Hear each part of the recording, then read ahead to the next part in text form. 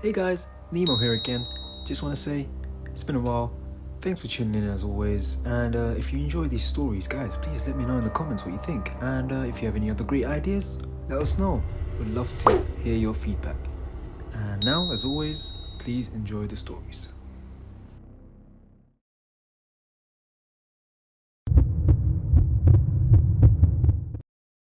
I didn't even notice it at first because I get random friend requests all the time, but this one sat there longer than the others. Same name, same profile picture, same stupid cropped selfie she used to hate. My sister's account. The problem was she'd been gone for almost a year. At first, I thought it was one of those memorial pages people forget to lock or some weird glitch where an old account becomes active again. I didn't click it. I just left it sitting there like you leave a message you don't want to open yet. I told myself I'd deal with it later, then I just kept scrolling like normal. But later that night, I got another request. Same account. That made me stop. I remember staring at the name for a bit longer than I should have. It wasn't a common name either, so it wasn't some coincidence. I tapped it, expecting it to be empty or hacked or something. Instead, it loaded like a normal profile. The first thing I noticed was the posts. There were new ones. That didn't make sense. After everything happened, her account was just frozen. People left messages on her wall, birthday posts, those long paragraphs people write when someone dies. Nothing else. No updates. No activity. Now there were posts from today. My stomach dropped before I even opened one. The first photo was just a picture of a kitchen counter. Nothing crazy. A mug, a plate, crumbs. The caption was blank. It had been posted an hour ago. I kept looking at it, trying to figure out why it felt off, and then it hit me. That was my kitchen. Same chipped corner on the counter. Same mug I've been using all week. I even zoomed in just to make sure I wasn't losing it, and I could see the tiny crack near the handle I remembered dropping it months ago. I checked the timestamp again. An hour ago. I was at home an hour ago. I didn't remember taking any photo. I backed out and checked the rest of the profile. There were more posts, 3 total, all from today. The second one was my living room. The angle was weird, like it was taken from the hallway looking in. The TV was on. You could see the reflection of the screen in the glass cabinet. I recognized what was playing too, which made it worse. It was the same show I had on earlier while I was lying on the couch half asleep. The third one made my chest feel tight. It was my bedroom. Not just my room, but my bed. The blankets were messy exactly how I left them that morning. My bag was on the chair, my phone charger hanging off the side. And the angle wasn't from the doorway. It was from inside the room. That's when I locked my bedroom door even though I was already inside it. I sat there staring at my phone, scrolling back and forth between the photos like I'd somehow missed something obvious. I checked the dates again. All today. All recent. No captions. No comments. Just posted. I checked the friend list next, thinking maybe someone hacked her account and was messing with me. But it looked normal. Whole friends, family, people she used to talk to. No weird additions. Then I checked the login activity, but I didn't even know what I was looking for. What bothered me most wasn't just the photos. It was how they were taken. None of them looked staged. They looked casual. Like whoever took them wasn't trying to prove anything. Just walking around, taking pictures like they belonged there. Like they lived there. I didn't sleep that night. I kept replaying everything in my head, trying to figure out if someone had broken in and if I left a door unlocked, if someone had a spare key I didn't know about. But nothing was missing. Nothing was moved. Everything was exactly how I left it. Around 3 in the morning, I refreshed the profile again. There was a new post. This one didn't load right away. It just showed a gray box for a second before the image appeared. It was dark. At first, I couldn't tell what I was looking at, but then my eyes adjusted. It was a hallway. My hallway. The lights were off, but I could see enough. The shape of the walls, the picture frame slightly tilted, the shadow near the floor. And then I noticed something else. At the very end of the hallway, near my bedroom door, there was a shape. Not clear, not detailed. Just someone standing there. The caption was still blank. I checked the time. Posted just now. I looked up from my phone slowly, my heart pounding so loud it felt like it was echoing in my ears. My door was still locked. I hadn't heard anything. I sat there for a long time, not moving, just listening. Every tiny sound felt too loud. The house felt different, like it wasn't empty anymore. I didn't open the door. I stayed in my room until morning. When the sun came up, everything felt stupid again, like I let my brain run too far. I convinced myself it had to be someone messing with me, maybe someone who knew the house, maybe someone who had been here before. I unlocked the door and checked every room. Nothing. No signs of anything. Doors locked. Windows closed. It looked exactly how it always did. I almost convinced myself to ignore it until I checked the profile again. Another new post. This one made my hands go cold. It was a photo of me sleeping, taken from inside my room. I was on my side, facing the wall, blankets half off. You could see my face clearly enough to know it was me. The angle was from near the foot of the bed. The timestamp said it was taken at 4:12 in the morning. I didn't even remember falling asleep. I checked the rest of the house again after that, but slower this time. Every corner, every closet. I even checked places that didn't make sense. Still nothing. No one there. But the photos kept coming. Throughout the day, more posts showed up. My kitchen again, but from a different angle. The bathroom sink with water still in it. The back door slightly open, which I knew I had closed. Each one posted minutes apart. Each one taken inside my house. I reported the account, but nothing happened. It stayed up, still active. At some point, I stopped trying to make sense of it and just started watching. Refreshing. Waiting. That night, I didn't go to my bedroom. I stayed in the living room with all the lights on. I didn't even sit down properly. Just stayed alert, phone in my hand, watching the profile. Around midnight, another post appeared. It was the living room, taken from behind me. You could see me sitting there staring at my phone. I turned around so fast I almost fell over. There was no one there.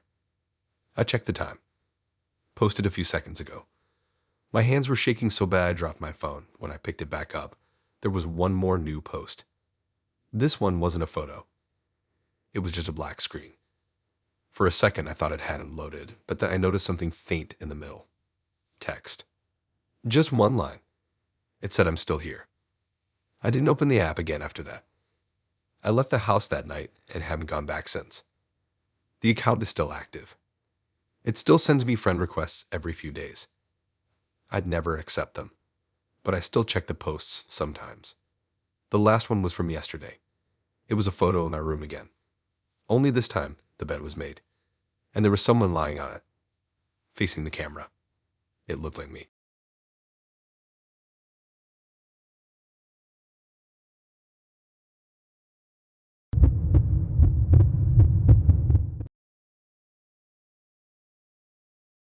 I didn't notice it the first time because it was someone I barely cared about anyway. It started with this guy from school I hadn't spoken to in months. He posted nonstop random gym stuff, selfies, those long posts no one actually are reading.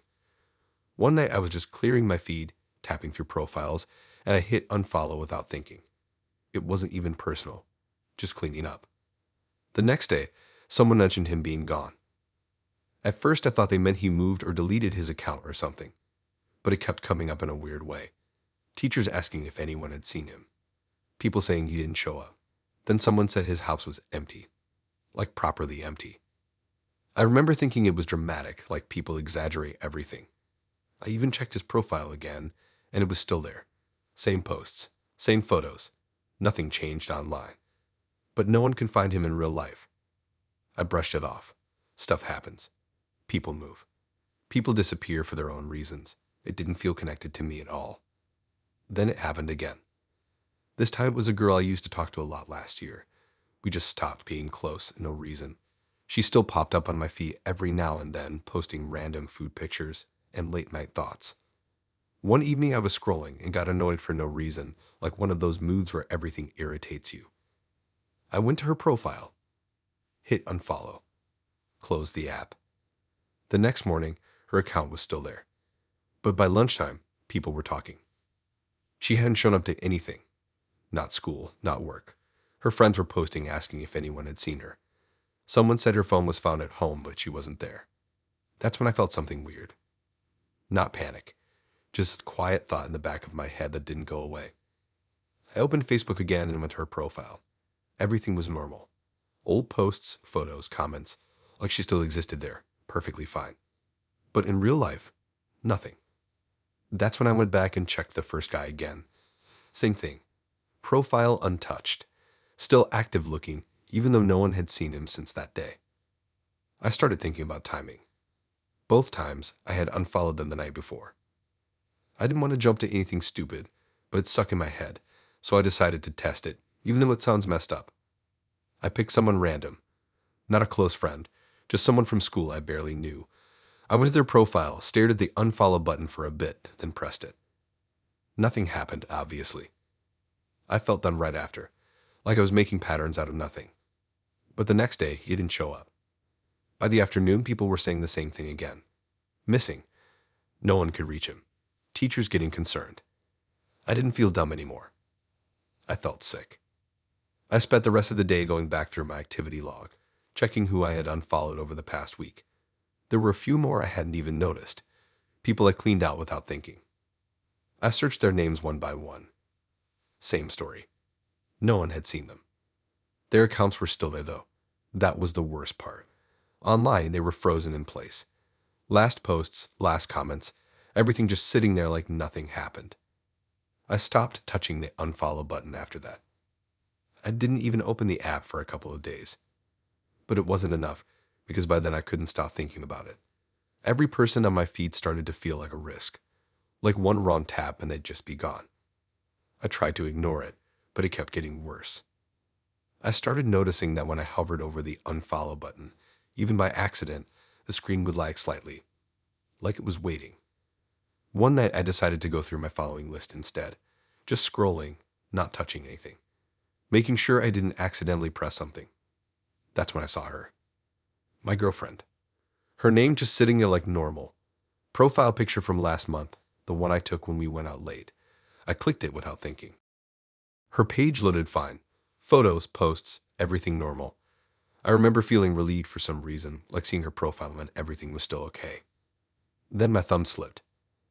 It wasn't even a big movement, just a small shift while I was holding my phone. And I hit unfollow. I froze immediately. I didn't even breathe for a second. I just stared at the screen like I could undo it by not reacting. Then I hit follow again right away. It went through instantly. Her profile didn't change. Everything looked normal. I sat there for a long time, trying to convince myself it didn't matter, that it only worked the first time, or that I was imagining everything. I messaged her just to be sure. No reply. I told myself she was busy. She doesn't always reply fast. That's normal. An hour passed. Then 2. Still nothing. I checked her last active status. It said she hadn't been online since earlier that evening. That wasn't like her. I tried calling. It went straight to nothing. Not even voicemail. That's when I felt it. That same quiet feeling from before, but stronger. I grabbed my jacket and went out. Her place wasn't far, maybe a 10-minute walk. The whole way there I kept refreshing her profile. Still there. Still normal. When I got to her house, the lights were off. Her car was still outside. I knocked, waited, knocked again. Nothing. I went around the side, checked the windows. Everything looked normal inside. No signs of anything wrong. But she wasn't there. I stayed there for a while, just standing outside like an idiot, refreshing her page over and over again. Then something changed. Not the posts, not the photos. Her follower count dropped by 1. Me. Even though I had followed her again, it showed like I wasn't. I tried to follow again, but this time it didn't work. The button just stayed the same. I felt this cold, heavy feeling in my chest that didn't go away. I went back home and didn't sleep at all. The next day, people started asking about her. Same pattern. No one had seen her. Her phone was at home. Everything of hers still there. Except her. I didn't tell anyone what I did. I couldn't. I just kept checking her profile like it would change something, like maybe she'd post again or come back online. But it stayed frozen, just like the others. Now I don't touch my following list at all. I don't scroll much either. But sometimes when I open the app, I see something new. A suggestion. People I might know. And every now and then her profile shows up there. Not as someone I follow. not as someone I can follow. Just there. Like the app knows she's gone but won't remove her. I tried pressing it once. Nothing happened.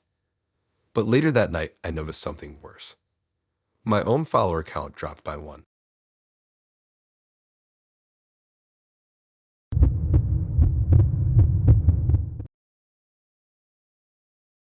I almost ignored it because Facebook memories are always random and half the time they don't even match the date properly. It's always old photos, dumb posts, stuff I don't even remember posting. So when the notification popped up that morning, I just tapped it without thinking. That's which I didn't do. It said I had a memory from 1 year ago. Nothing strange about that. I get those all the time. I expected some old picture or a post I forgot about. Instead, it showed something I know for a fact never happened. It was a photo of me standing outside my house. At first, I didn't even realize what was wrong. It looked normal enough. I was wearing a hoodie I still have, same driveway, same front door behind me. It looked like any random picture someone could have taken. But I don't remember anyone taking it. And I definitely didn't post it a year ago. I checked the date again. It said 1 year ago today. That didn't make sense because the clothes I was wearing in the photo were new. I only bought that hoodie like 2 months ago. I even went back through my old posts just to double check. It wasn't there. The memory existed, but the original post didn't. I stared at it for a while, trying to figure out if it was some glitch. Maybe Facebook messed up the date or something. It happens sometimes. So I brushed it off. But then I noticed something else in the picture. The window behind me. My bedroom window. There was someone standing inside, barely visible through the glass. Just a shape. I don't live with anyone. I zoomed in, but it got blurry. Still, I could tell it wasn't just a reflection. It looked like someone standing still, facing out. I went upstairs straight away and checked my room. Nothing. Empty. Everything where it should be. That's when I started feeling uneasy, but I still tried to keep it logical. Maybe it was an old photo edited recently. Maybe someone tagged me in something weird. But it wasn't tagged. It was posted by me. Later that day, I got another memory notification. This one said 2 years ago. I almost didn't open it, but I did anyway. It was a photo of my street at night. Not a normal one either. The whole road was empty, no cars, no lights in the houses.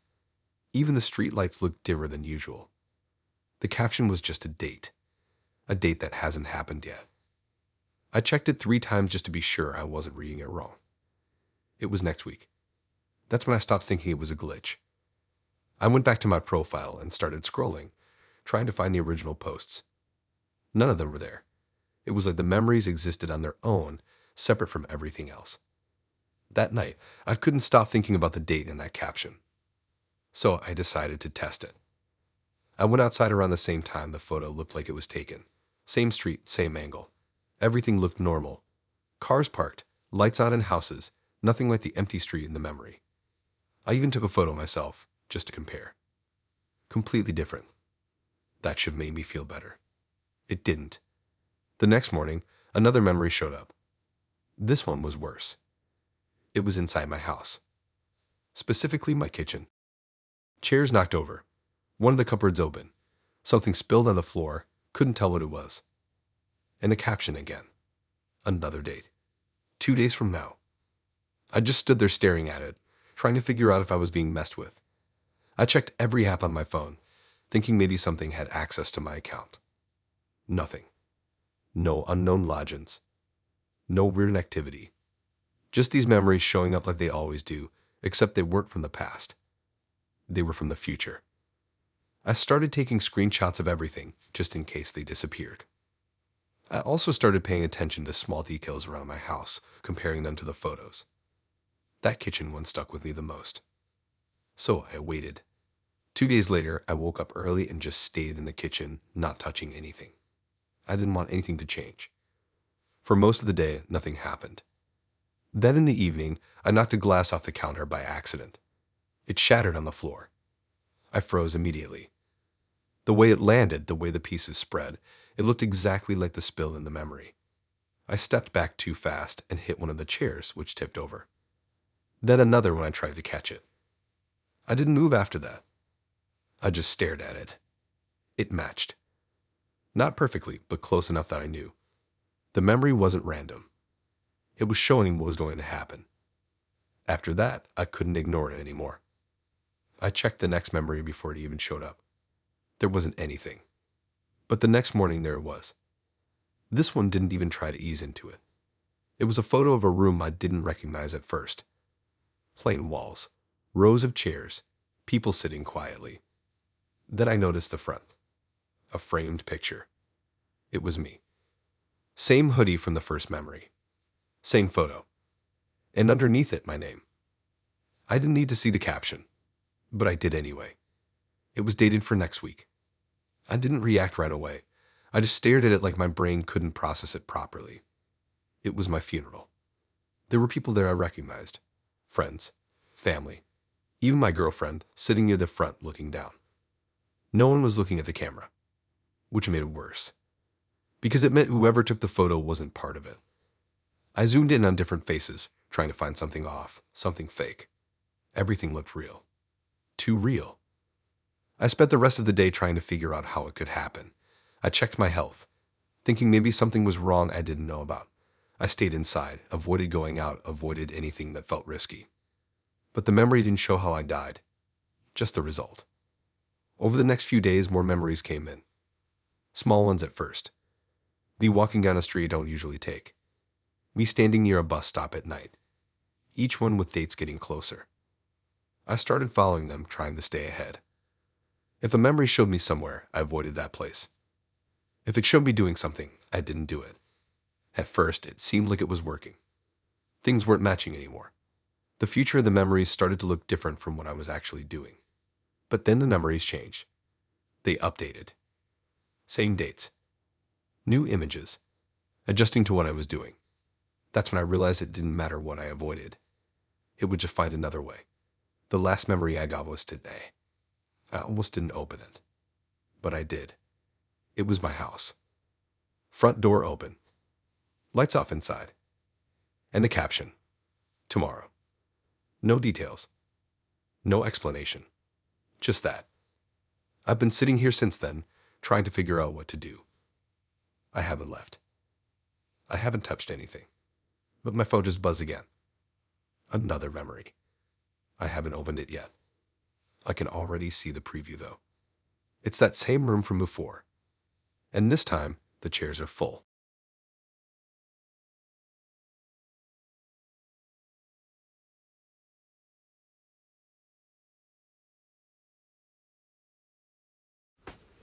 Hey guys, really sorry to disturb you, but if you're enjoying the stories up until this point, please smash that like button. That's all I'm asking for you guys.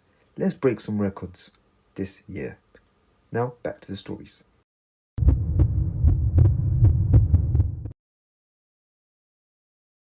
I didn't join the group on purpose, which is the part that still doesn't sit right with me. It just showed up one night while I was scrolling, buried between random posts and ads like it belonged there. No description, no mutual friends listed, just a name that made no sense. People who shouldn't exist. It didn't even have a proper cover photo, just a blank gray banner and a member count that kept changing every time I refreshed it. At first it said 48, then 52, then back down again. I remember tapping it because it looked broken, like something that wasn't meant to be public. Instead of showing me a request page or questions to join, it just opened. No approval, no loading. I was in. The first thing I noticed was how quiet it was. No reactions on posts. No comments. Just rows of images, one after another, like a feed that no one interacted with. And every single post was just a photo. No captions. No names. No explanations. At first, I thought it was one of those weird art groups or something. The photos were all different people, different places, random moments. Some were blurry, some looked like they were taken from far away, some looked too clear.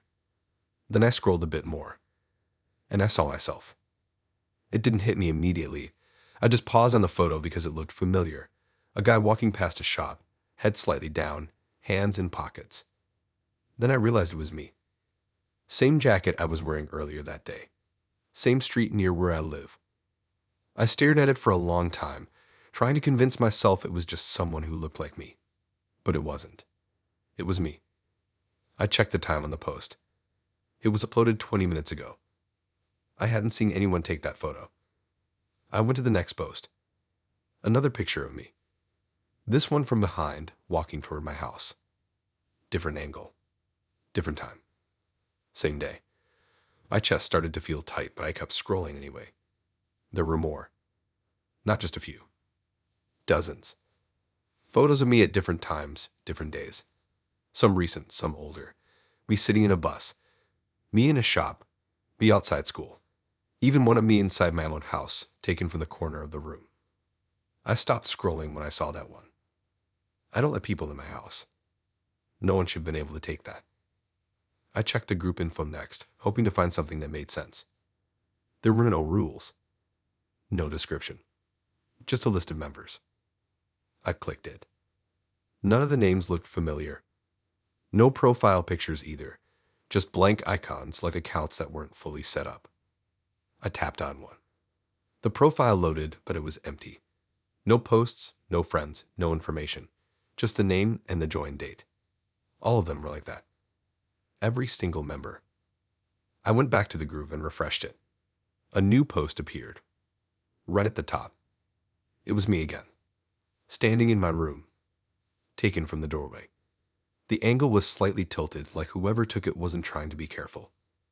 I turned around immediately, even though I already knew no one was there. My door was closed. I was alone. I looked back at the photo. It was still there. No caption. No comments. Just posted. That's when I noticed something else. The timestamps. They weren't consistent. Some said minutes ago. Some said hours ago. But a few of them said just now. I hadn't refreshed the page. They were appearing on their own.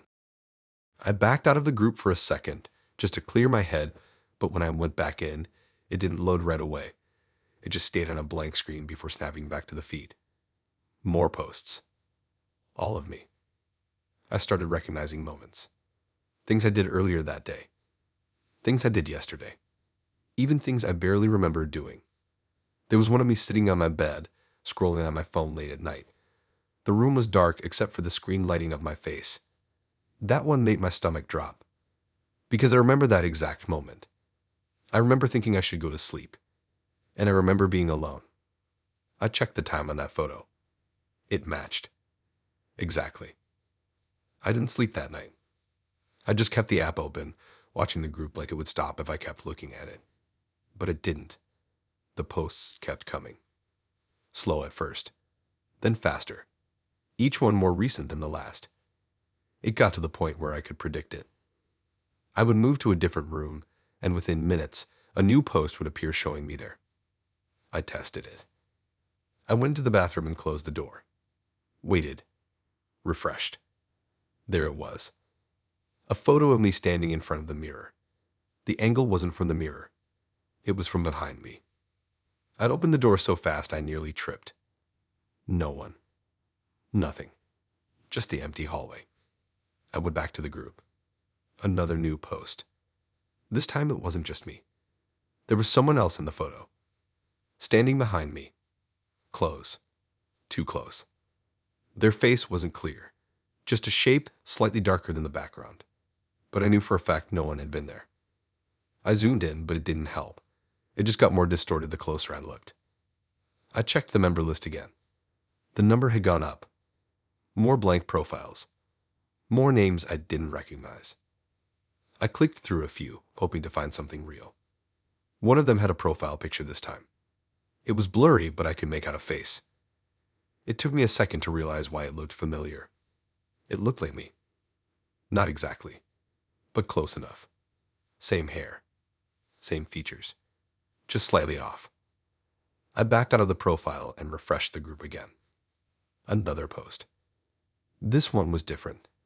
It wasn't just a normal photo. It looked like it was taken from above, like from the ceiling corner of my room.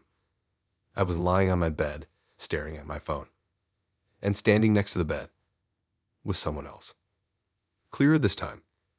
Still not fully visible, but enough to tell they were looking down at me. I didn't move. I didn't even look up. I just stared at the screen, at that image, trying to understand how it could exist. Then I noticed something else. In the photo, my phone screen was visible, and on it was the group. The same group, showing the same photo. I dropped my phone after that. I didn't open the app again for hours. When I finally did, the group was gone.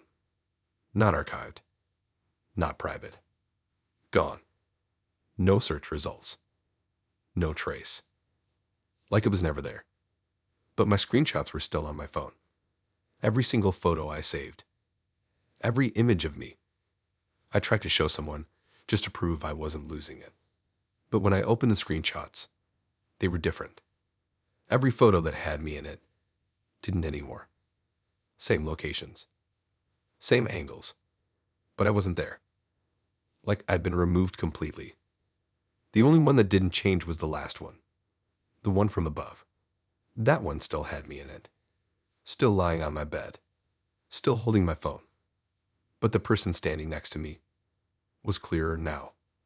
It wasn't just someone who looked like me. It was me. Standing there. Looking down. And I wasn't holding a phone. I was just watching.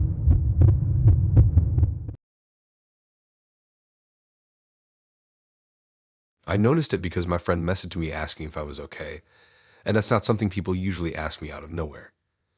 I thought maybe I posted something weird or forgot about something from the night before, so I opened Facebook to check. Nothing looked different at first.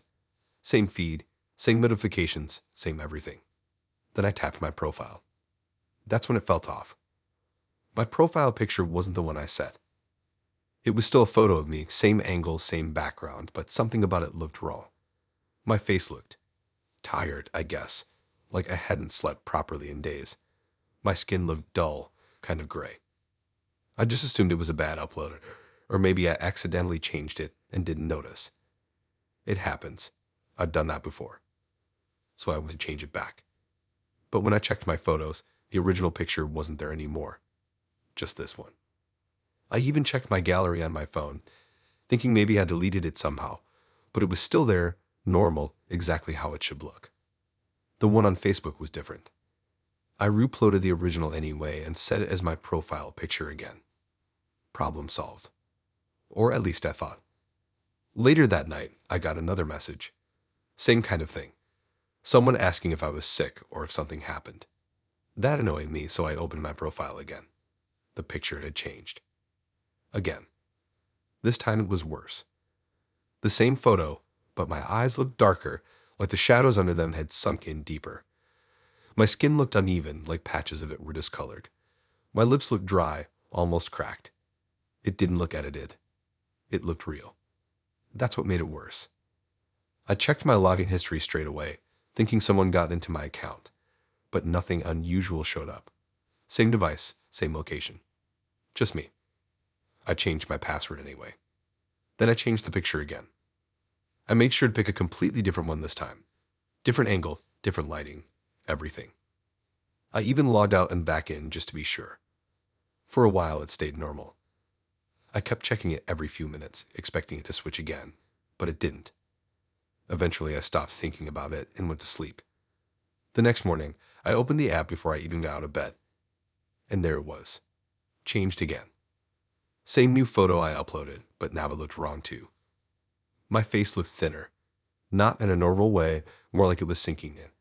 My cheeks looked hollow. My eyes looked slightly off, like they weren't focusing properly. I sat up straight away and went to the bathroom mirror. I looked fine. Tired, yeah, but normal. I went back to my phone. The picture didn't match what I was seeing in real life. That's when I started taking screenshots. Every time it changed, I saved it. At first, the differences were small. Things you could almost ignore if you didn't look closely. But they kept getting worse. By the third change, my skin in the picture looked rough, like it had texture that shouldn't be there. My eyes looked sunken, darker than before. My lips looked pale. People started noticing more. I got messages asking if I needed help, if I was okay, if I had been sleeping at all. I stopped replying. I just kept checking the picture, changing it, watching it change back. It didn't matter what photo I used. It always turned into the same thing. A worse version of me. By the fourth day, it wasn't subtle anymore. The picture looked damaged. Parts of my face looked darker, like bruising, but not exactly. My skin tone looked uneven in a way that didn't make sense. My eyes looked cloudy. I compared it to my reflection again. Still normal. Still me. But the picture kept drifting further away. I started noticing something else too. The timestamps. Every time the picture updated, it didn't show as me changing it. It just refreshed, like it had always been that way. No notification. No record. Just replaced. I tried deleting my profile picture completely. Left it blank. For about 10 minutes, it stayed that way. Then it came back. The same photo. The worst version so far. That's when I noticed the background. It wasn't the same anymore. At first, it had been the same place the original photo was taken. Now it looked different. Darker. Like the lighting had changed. Or like it wasn't the same location at all. I zoomed in. Behind me, there was something new. A shape. Not clear, but definitely there. I don't remember anything being behind me when I took that photo. I tried to ignore it, but the next update made it impossible. My face in the picture looked decayed. Not completely, but enough that it didn't look like a normal person anymore. My skin looked like it was breaking down, uneven, parts of it darker than others. And my eyes, they didn't look alive. I checked myself again in the mirror. Still normal. Still breathing. Still fine. But I couldn't shake the feeling that the picture was ahead of me. Like it was showing something that hadn't caught up yet. I stopped going out after that. I stayed inside, checking the picture every hour. Each time, it got worse. Slower now, but more noticeable. My face in the photo started to look hollow, like there was nothing under the skin. My eyes looked deeper, darker, almost empty. The background kept changing too. It didn't look like my house anymore. It looked like somewhere else. Somewhere darker. I started comparing older screenshots to the newer ones. Lining them up. Watching the progression. It wasn't random. It was consistent. Like a timeline. Like something moving forward step by step. Towards something. Yesterday, it reached a point where I didn't recognize myself at all. The face in the picture barely looked human. Skin uneven, dark patches spreading, eyes completely dull. And the background. It looked like a room. Not mine. Concrete walls. No windows. I checked my mirror again. Still fine. Still me. But I couldn't stop thinking about how far the picture had gone compared to reality. Like it was showing where I was going, not where I am. Today, it changed again. This time, it wasn't even subtle. The face in the picture looked completely gone. Just a shape that used to be me. And the background. Clearer now. That same room. Concrete walls. A floor that looked stained. And in the corner, something else. Another shape. I don't know what it is yet, but it's closer than it was before. And the worst part is, my phone just refreshed again while I was reading this back. The picture updated. That shape in the corner, it's right behind me now.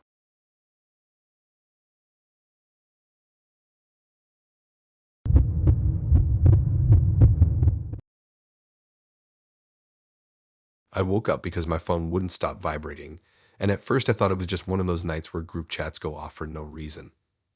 I didn't even open my eyes properly. I just reached over, grabbed my phone, and tried to silence it. But it kept going. Notification after notification, all stacked on top of each other. Tags, reactions, missed calls, messages. It didn't stop even after I unlocked the screen. That's when I noticed what they were all about. I'd been tagged in the live video. Not just tagged once either. It kept showing the same notification over and over, like people were reacting to it in real time. My name was attached to it, and the viewer count kept climbing. I remember sitting up slowly, still half asleep, trying to understand why anyone would go live and tag me at that time. Then I tapped it, and I instantly regretted it. The video loaded straight into full screen. No intro, no delay. Just a dark room. At first I thought it wasn't even working properly because everything looked still. No movement, no sound, just this dim view of what looked like a bedroom. Then my eyes adjusted, and I saw the bed. My bed. Same blanket, same layout, same everything. I felt this heavy drop in my chest before I even noticed the person lying in it. It was me. On my side, facing the wall, breathing slowly like I was still asleep. I didn't move. I didn't even blink. I just stared at the screen, trying to process what I was looking at while sitting in that exact same bed. Because I was awake, holding my phone, watching myself sleep. I turned my head slowly toward the wall beside me. There was nothing there. No camera. No one. I looked back at the screen. The angle of the video didn't match where I was sitting. It looked like it was being filmed from near the corner of the room slightly above, like from a high shelf or something. I don't have anything like that in my room. I don't even have shelves. The viewer count kept going up. Hundreds. Then more. Reactions popping up constantly. People were watching it. I checked the account that posted it. No name I recognized. Blank profile picture. No posts. Nothing. Just this one live video. I checked the comments next, hoping someone would explain what I was seeing. But they didn't make it better. Most of them were just reacting to what was happening in the video. Because things were happening. Small things at first. My body in the video shifted slightly, like I was adjusting in my sleep. But I hadn't moved. I was sitting upright, completely still. I tested it. I lifted my hand slowly. The version of me in the video didn't move. It kept breathing slow and steady, still asleep. That's when I realized something was wrong beyond just the camera. The video wasn't live from what I was doing. It was showing something else. Something slightly behind. Or ahead. I don't even know. I stood up carefully and stepped away from the bed. The version of me in the video didn't react. Still lying there. Still asleep. I backed toward the door, keeping my eyes on both the screen and the room around me. Everything looked normal. No one there. No sound. Nothing out of place. But the video kept going. And then something changed. The angle shifted. Not smoothly, not like someone moving the camera. It just jumped. Now it was closer to the bed. Closer to my face. I could see myself more clearly. Eyes closed. Breathing steady. And then, my face twitched. Not like a normal sleep movement. More like a quick, sharp movement. I froze. Because I didn't feel anything. I wasn't lying down. I wasn't even near the bed anymore. But in the video, I was still there. And now I was moving. Slowly. My eyes opened. In the video. Not in real life. On the screen, my eyes opened and stared straight ahead. Not blinking. Just open. Looking at nothing. Or maybe looking at the camera. I felt my heart start pounding so hard I could hear it. I looked away from the phone for a second, just to make sure I wasn't somehow back in bed. I wasn't. I was standing near the door, wide awake. I looked back at the screen. The version of me was still staring. Then it moved. It turned its head slightly. Not toward the camera. Toward where I was standing in real life. I stepped back without thinking. My back hit the wall. The thing in the video kept turning until it was facing directly toward that corner of the room. Toward me. Even though I wasn't in the frame. The comments started going faster. Reactions flooding in. The viewer count climbing higher. People were watching this like it was normal. Like it was just another live video. Then the camera angle shifted again. This time, it wasn't focused on the bed. It was facing the corner. The same corner I was standing in. But in the video, I was there. Standing exactly where I was. Holding my phone. Watching. The version of me on the bed was still there too. Both of us in the same frame. One lying down. One standing. I looked down at my hands. Still holding my phone. I looked back at the screen. The standing version of me in the video slowly lowered its phone. Then it stepped forward. Toward the bed. I didn't move. I couldn't. I just watched. The standing version of me reached the edge of the bed. Looked down at the one lying there. And then climbed onto it. Slowly. Like it was taking my place. The one lying down didn't react. Didn't move. Just stayed there. Until the standing one lowered itself right on top of it. And then, There was only one. The camera angle shifted one last time. Back to the original position. The bed. The person lying there. Breathing. Still. But something was different. The face. The eyes were open now. Wide open. Staring directly at the camera. The live video ended right after that. Just cut to black. No warning. No explanation. I stood there for a long time, not moving, just staring at my phone. The notifications stopped. Everything went quiet. I checked the post again. It wasn't there. No recording. No trace of it. Just a tag still in my notifications. I turned slowly toward my bed. It looked normal. Blanket slightly messy. Pillow in place. Nothing unusual. But I didn't go near it. I haven't slept in there since. I've been staying in the living room, lights on, phone in my hand. Because every now and then, I still get notifications saying I've been tagged again in another live video.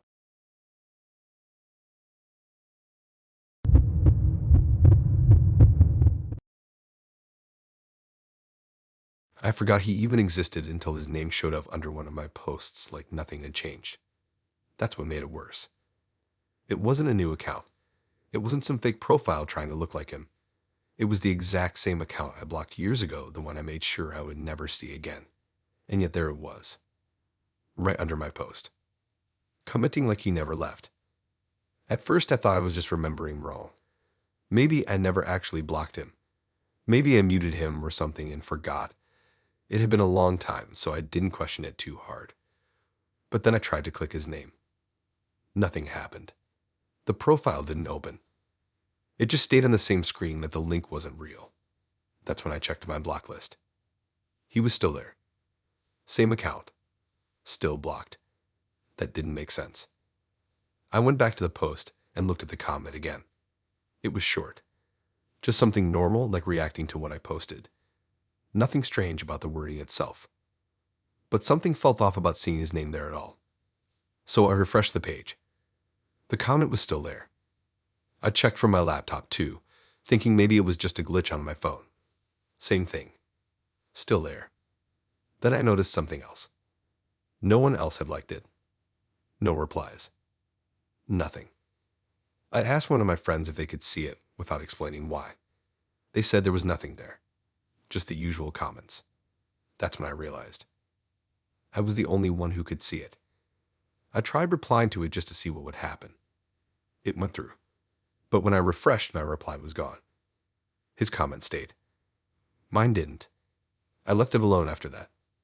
Told myself it was just a weird bug. But the next day, it happened again. Different post. Same account. Another comment. This time, it wasn't normal.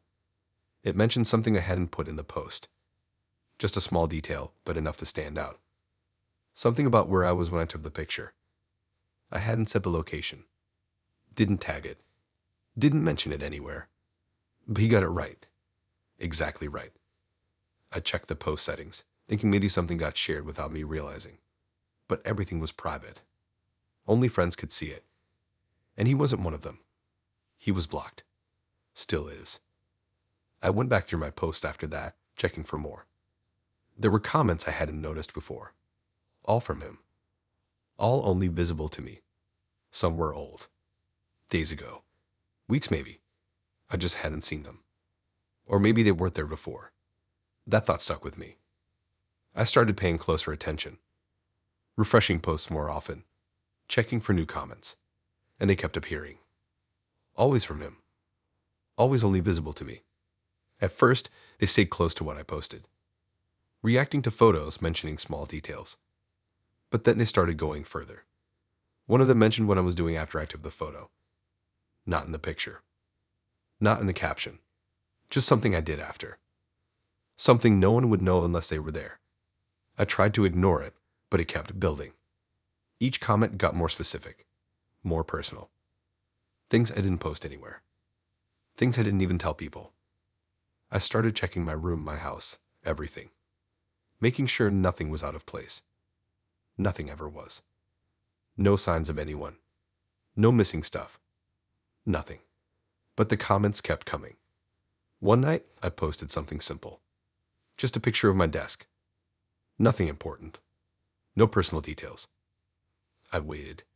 Refresh. And there it was. His comment.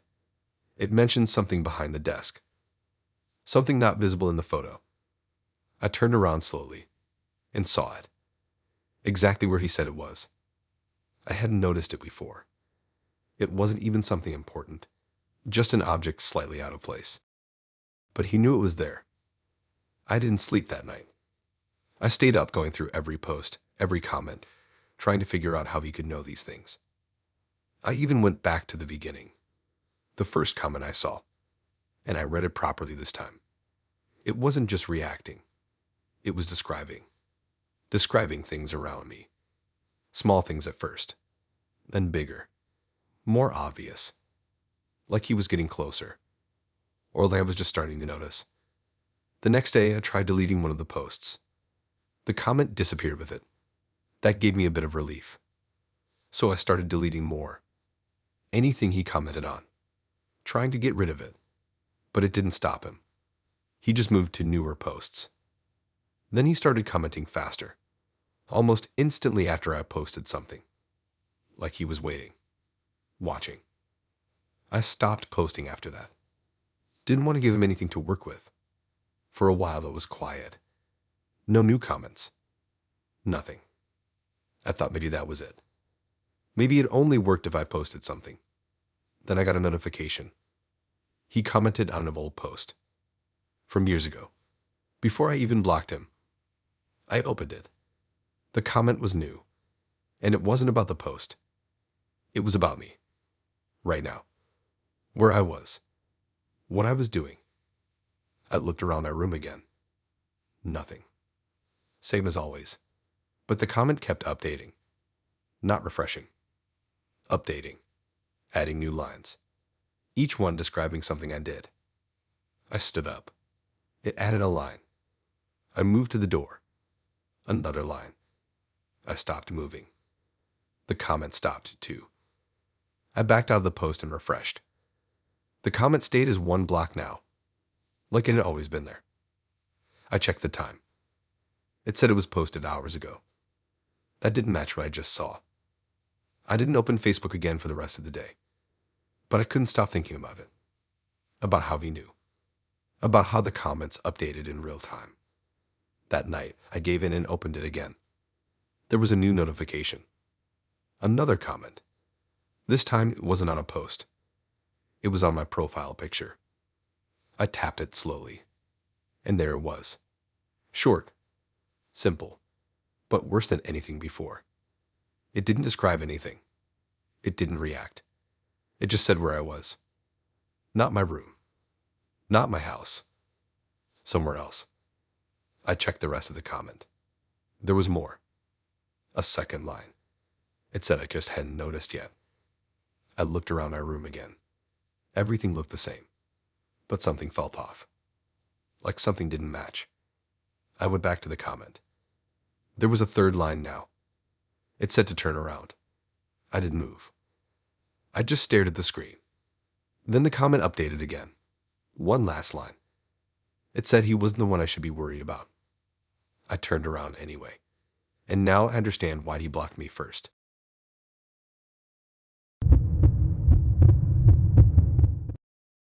I hadn't thought about him in years, not properly, not in a way that stuck, so seeing his name pop up like that didn't even feel real at first.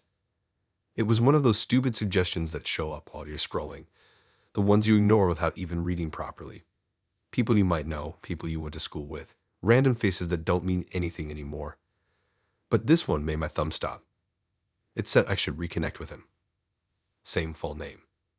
Same profile picture I remember from when we were kids, except older somehow, like it had been updated without me noticing. For a second, I just stared at it, waiting for my brain to catch up. Because that wasn't possible. He died when we were both 12. I remember it clearly, even though I try not to. I remember the water. I remember how quiet everything got after. And I remember not doing anything. I closed the app straight away, like that would undo it. But it didn't. When I opened it again, the suggestion was still there. Same place. Same face. I tapped it before I could stop myself. The profile loaded instantly. No delay. No error. Just a normal account. Photos, posts, everything. The first thing I noticed was the timeline. It wasn't old. It wasn't frozen like accounts usually are when something happens. It had recent posts.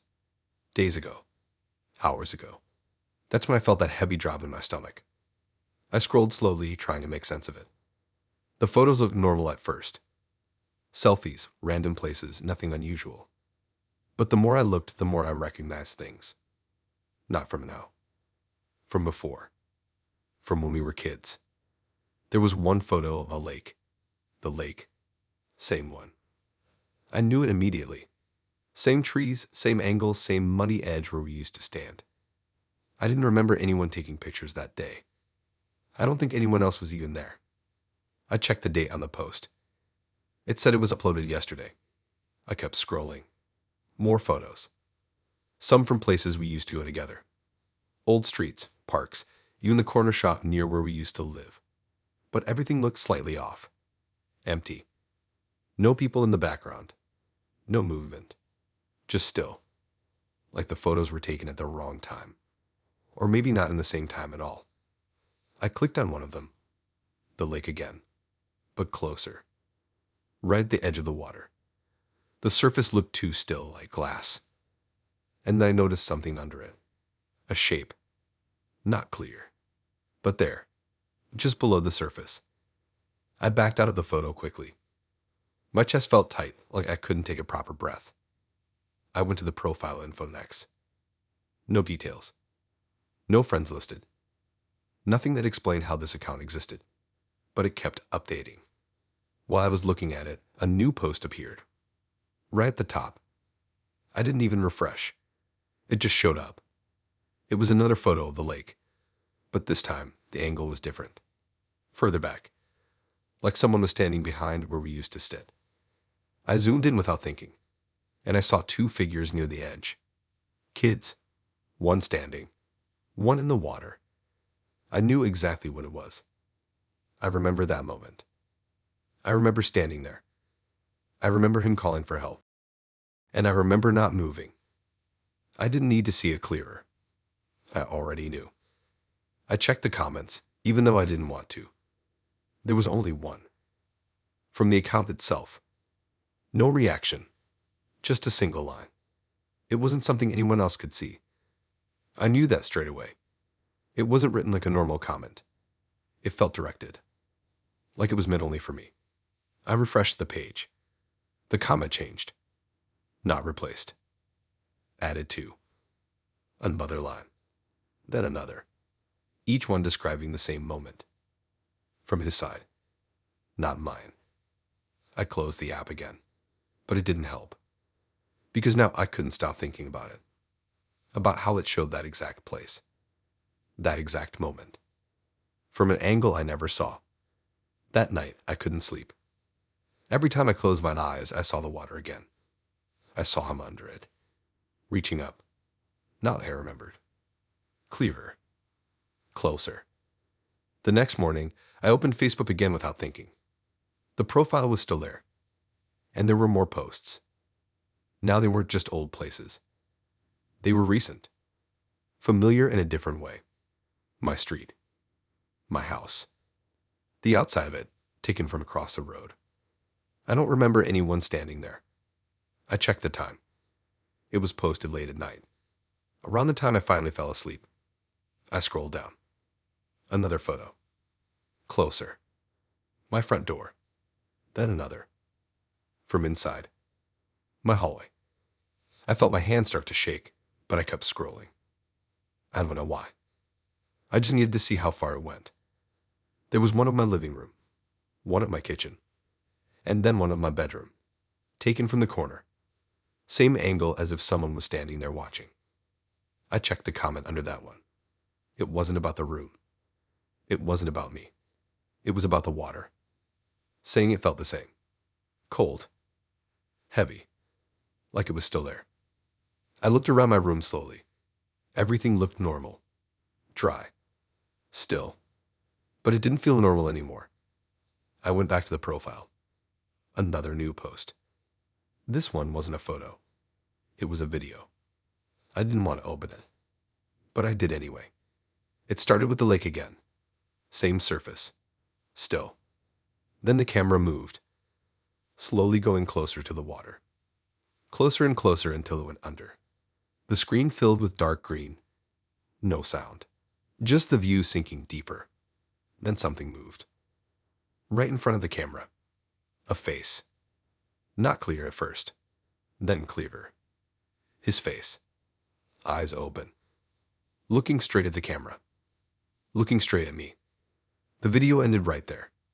I dropped my phone. I didn't pick it up for a long time. When I finally did, the app was still open. The profile was still there. And there was a new notification. It said he sent me a friend request. I stared at it for a while.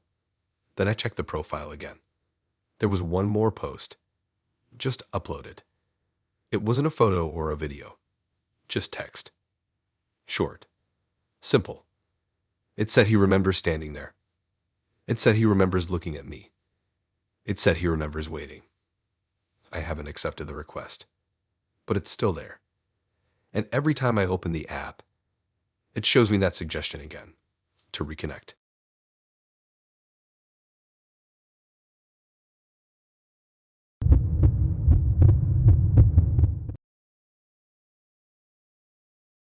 I only joined the group because I couldn't sleep and my feed kept pushing it at me like it really wanted me there. It was one of those parenting groups that just randomly shows up, the kind with way too many members and the same kinds of posts over and over. Tips, photos, questions, nothing special. The name was normal too. Something basic about mums helping mums. Nothing weird. So I joined without thinking much about it. At first, it was exactly what I expected. People posting pictures of their kids, asking about school stuff, sharing small updates. I scrolled for a bit, liked a couple of posts, then closed the app. Nothing strange. It didn't start until the next day. I was in the kitchen making breakfast when I opened Facebook again, just out of habit. The group was at the top of my feed. A new post. Just a photo. I tapped it without really looking. And then I froze. It was my son. Same face, same hair, same little mark near his eyebrow that he got last year. But he wasn't where he should be. He was sitting on a bench I didn't recognize, wearing clothes I had never seen before. The background didn't look familiar either. Some kind of park, but not one we've ever been to. For a second, I thought it was just a kid who looked like him. People always say kids look alike at that age. But this wasn't just similar. It was exact. I zoomed in. Every detail matched. Even the tiny scratch on his cheek from the day before. I turned slowly and looked at him. He was sitting at the table behind me, eating like normal. Same clothes as yesterday. Not the ones in the photo. I went back to the post. Checked the name of the person who uploaded it. Someone I didn't know. No mutual friends. I looked at the caption. It was just something simple about a day out. Nothing that explained anything. I scrolled through the comments. Normal replies. People saying he looked cute, asking where the place was. No one pointing out anything strange. I felt this weird pressure building in my chest, but I tried to stay logical. Maybe it was an old photo somehow. Maybe someone had a kid who looked exactly like mine. It sounded ridiculous, but it was the only explanation I had. So I checked their profile.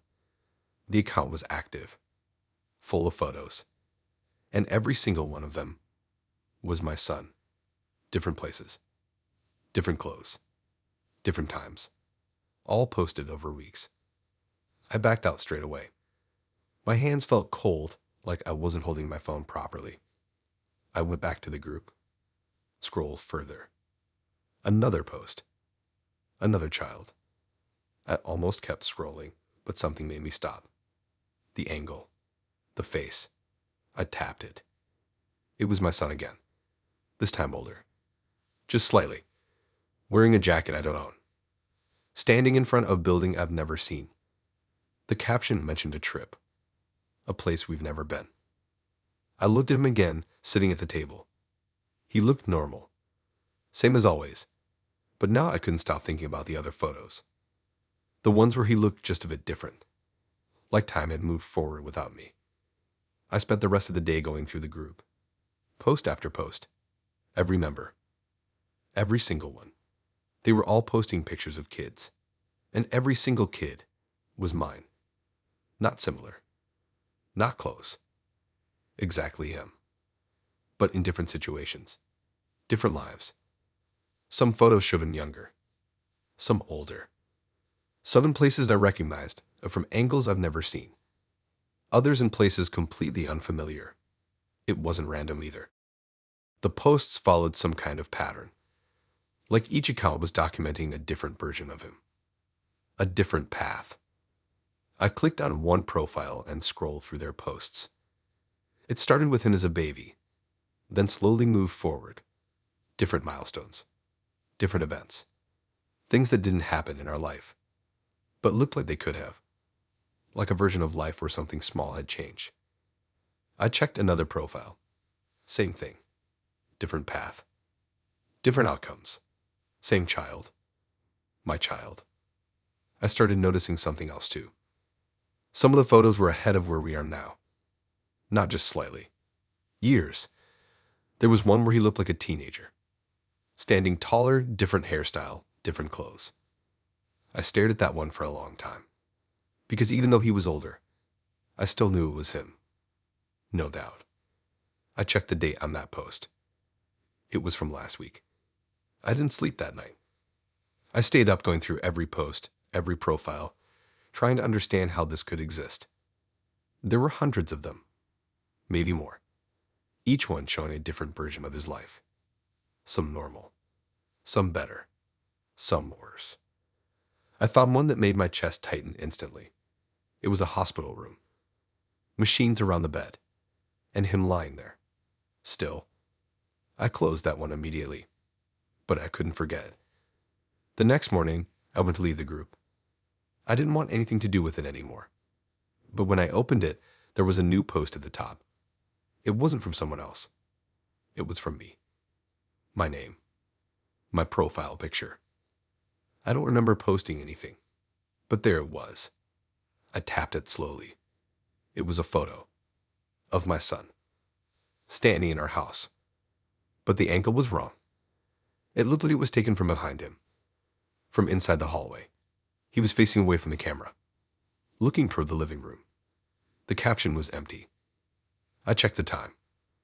It was posted while I was asleep. I turned slowly toward the hallway. It looked the same as always. Empty. Quiet. Nothing there. I went back to the post. There was a comment from another member. It said something about how he looked different in this version. I refreshed the page. More comments appeared, all from different members, all talking about him, like they were comparing, like they were noticing changes. I checked their profiles again, and I saw it. Their photos had changed.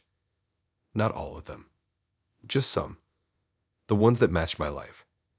They were adjusting, updating, following what was happening here. I looked back at my son.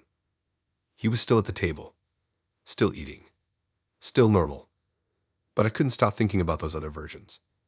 The older ones, the worse ones, the ones that hadn't happened yet. I went back to my post. There was another comment now. Short, simple. It said this version doesn't last long. I haven't left the group. I tried once, but it didn't work. It just refreshed and kept me there. Now I check it every day, because the photos keep updating, and some of them are starting to match things I haven't done yet.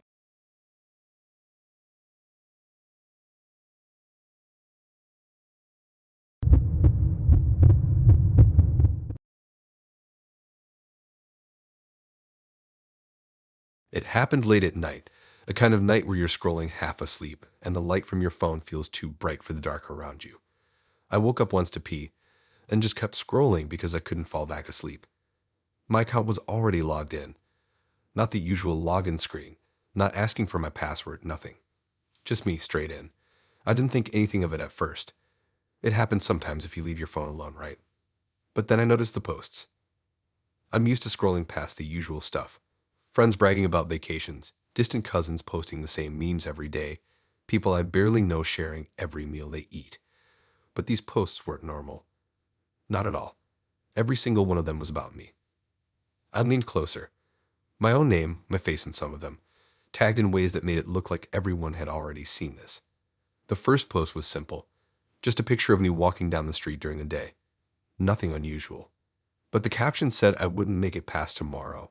My stomach sank. I blinked, tried to scroll down, but every post below was the same. Stories of my death, pictures taken from angles I didn't recognize, people talking about what happened to me and how they found me. At first, I told myself it was a glitch. Some kind of sick algorithm malfunction. Facebook doesn't even know what will happen tomorrow, right? But then I realized something worse. The posts were in chronological order. It started with little things. Me leaving my house in the morning, walking to the corner store. Then they got bigger, showing accidents, reports, and then funeral announcements. I kept scrolling. I couldn't stop. Each post had reactions and comments from friends, family, even coworkers. Except when I looked at their accounts, there was nothing. No comments, no posts, no evidence that anything had happened. Only me seeing it all. I tried closing the app, tried logging out, tried restarting my phone. Every time I opened it again, I was back on that account, back in that same feed. The posts kept updating in real time. The moment I scrolled past something, a new one appeared, describing exactly what I was doing as I scrolled. By then, I was panicking. I put the phone down for a second, tried to check my room. Nothing. Everything normal, but my chest was tight. Every movement I made seemed to get written into this other feed.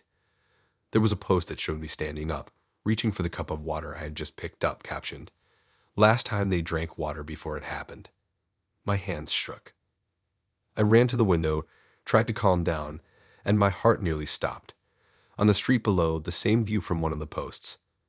My car in the driveway, the same as the one in the photo captioned, "Last ride home." I backed away, almost dropped my phone, and suddenly the feed scrolled on its own. A video appeared. My apartment door opening from the inside. Me entering, but hadn't even moved that far. I watched my own self walk past the camera in the video, the same way I had just moved. I tried calling a friend, but my phone only allowed me to open the app. Every other function locked out. I couldn't text. I couldn't call. I couldn't even close the app. All I could do was scroll. The feed kept showing future events. I saw posts that I wasn't ready to see. Headlines about accidents, medical emergencies, people crying over my body. The photos were from angles I couldn't have gotten myself. Under my desk, from the corner of the living room over the counter while I made coffee. Every post had a timestamp, all in the future.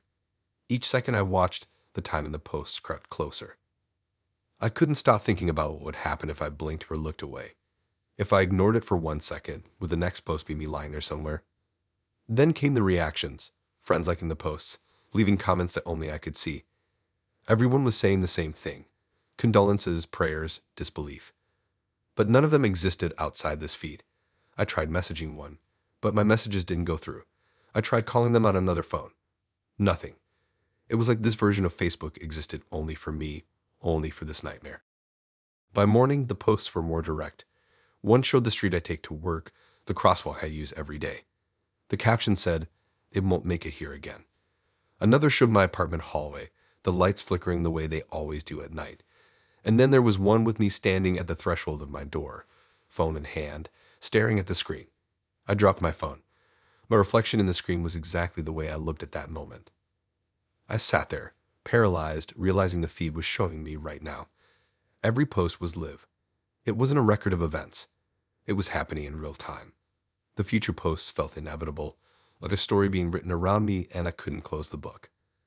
I tried to shut my eyes, tried to look away, but the feed had a way of pulling me back. A notification, a subtle vibration, forcing me to open it again. The posts had started to anticipate me.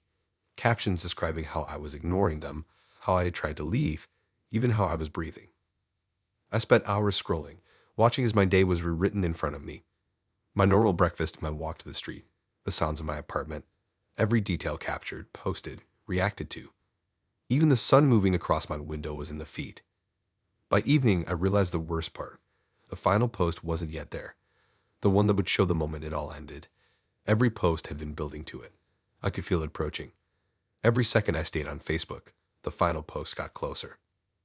I tried leaving again. The app wouldn't close. The phone wouldn't die.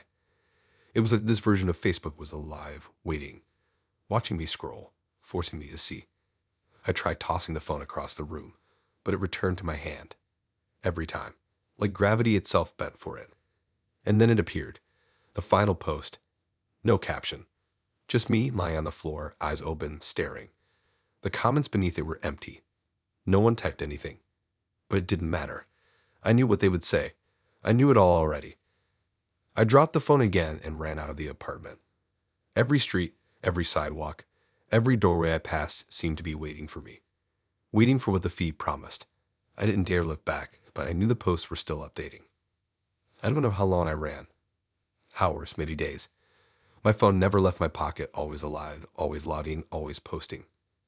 Every corner I turned, a new post appeared, detailing exactly what I had just done, what I was doing now, and what I was about to do.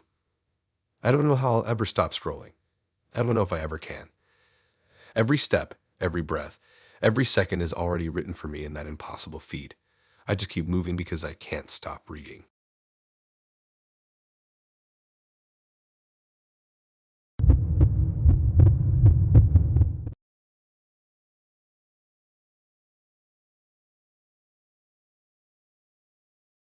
It started with a random friend request. I didn't think much of it at first. Facebook throws those at you all the time. But there was something familiar about the profile picture. The face was mine. Exactly mine. Only she was smiling differently. The kind of smile I never pull off in pictures. The one that made people like her instantly. I froze, scrolling down the profile. Everything looked like me. Same name, same hometown, same school listed, same vague interests. At first, I thought maybe someone was messing with me, like some cruel joke.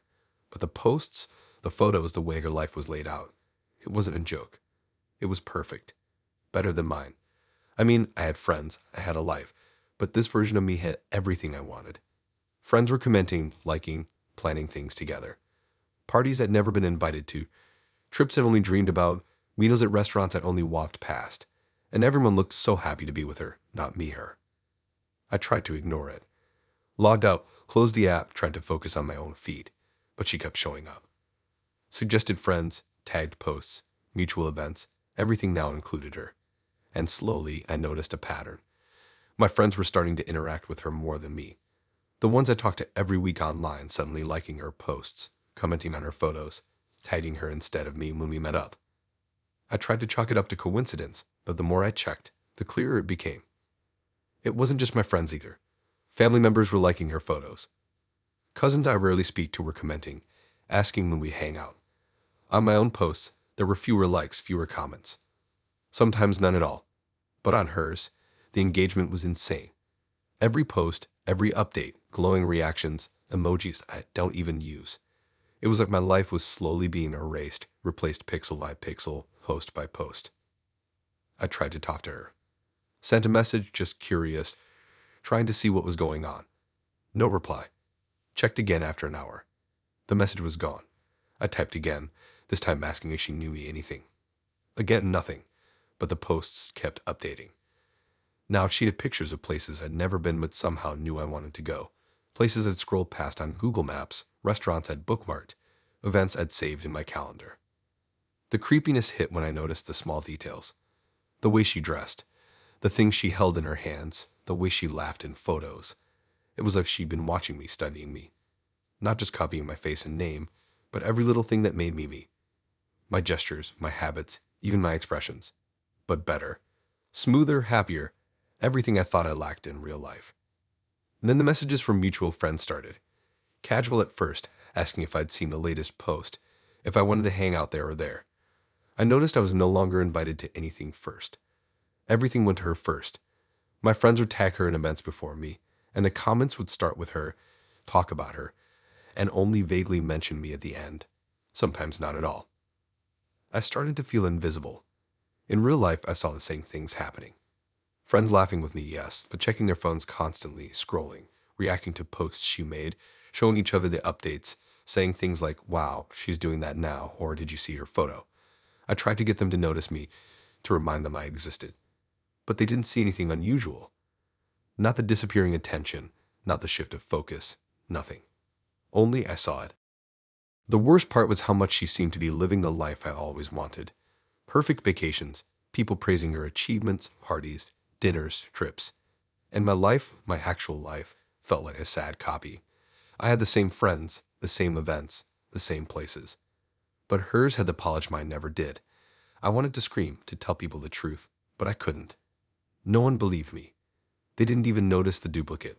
She was too seamless, too perfect. I began checking her posts obsessively, noticing patterns. Every time I did something normal in my own life, like go for a walk or buy a coffee, she posted the same thing a few hours later. Slightly better, like she wasn't just copying me, she was outdoing me. The more I scrolled, the worse it got. Every post of mine felt cheap and bland compared to hers. Every comment on my page seemed empty next to the attention she got. Then I saw a post I couldn't ignore. She had a photo from a party I'd been invited to last month but couldn't make. She was there, standing next to my friends, laughing, wearing the same outfit I had planned to wear, holding the same drink I'd wanted to try. The caption said she'd had the best night ever. No one remembered me being absent. No one even tagged me. And on her page, the photo had already collected dozens of comments, everyone talking about her night, while mine was just empty. I started avoiding Facebook, tried to log out and leave the app, tried to focus on real life. But every notification pulled me back. Every ping made me check her page. Every time I scrolled, there she was, living my life better than I ever could. My friends kept drifting closer to her online. Some started inviting her to events instead of me. I tried confronting a friend, subtly mentioning the account. It looked at me like I was crazy. No account. No duplicate. Nothing. Only I could see her. Only I could feel her taking over everything. At night, I dreamt of her, standing in my room smiling at me, perfect and confident. Every time I tried to speak, I couldn't. I watched her laugh with my friends, eat my food, wear my clothes, talk like she'd always been me. And the worst part was knowing that if I logged in again, she'd be there, more updated, more flawless, more like everything I wanted to be. The feed never stopped. Even now, I log in, and there she is. She posts things I haven't even done yet, places I haven't been, achievements I haven't earned, friends I haven't hung out with. And every time I notice it, the shift is worse. My friends respond to her, not me. My life is shrinking while hers expands. I keep trying to do things to make mine better, to regain the attention, but it doesn't matter. She's always ahead, always brighter, always more liked, more loved, more alive in every way Facebook counts. I can't quit Facebook. I can't log out. I can't stop seeing her. She's everywhere, following every movement, predicting every step, posting every wish I ever had, living it better than I ever could. My friends, my family, even strangers, they're all slowly forgetting me, and she's taking my place.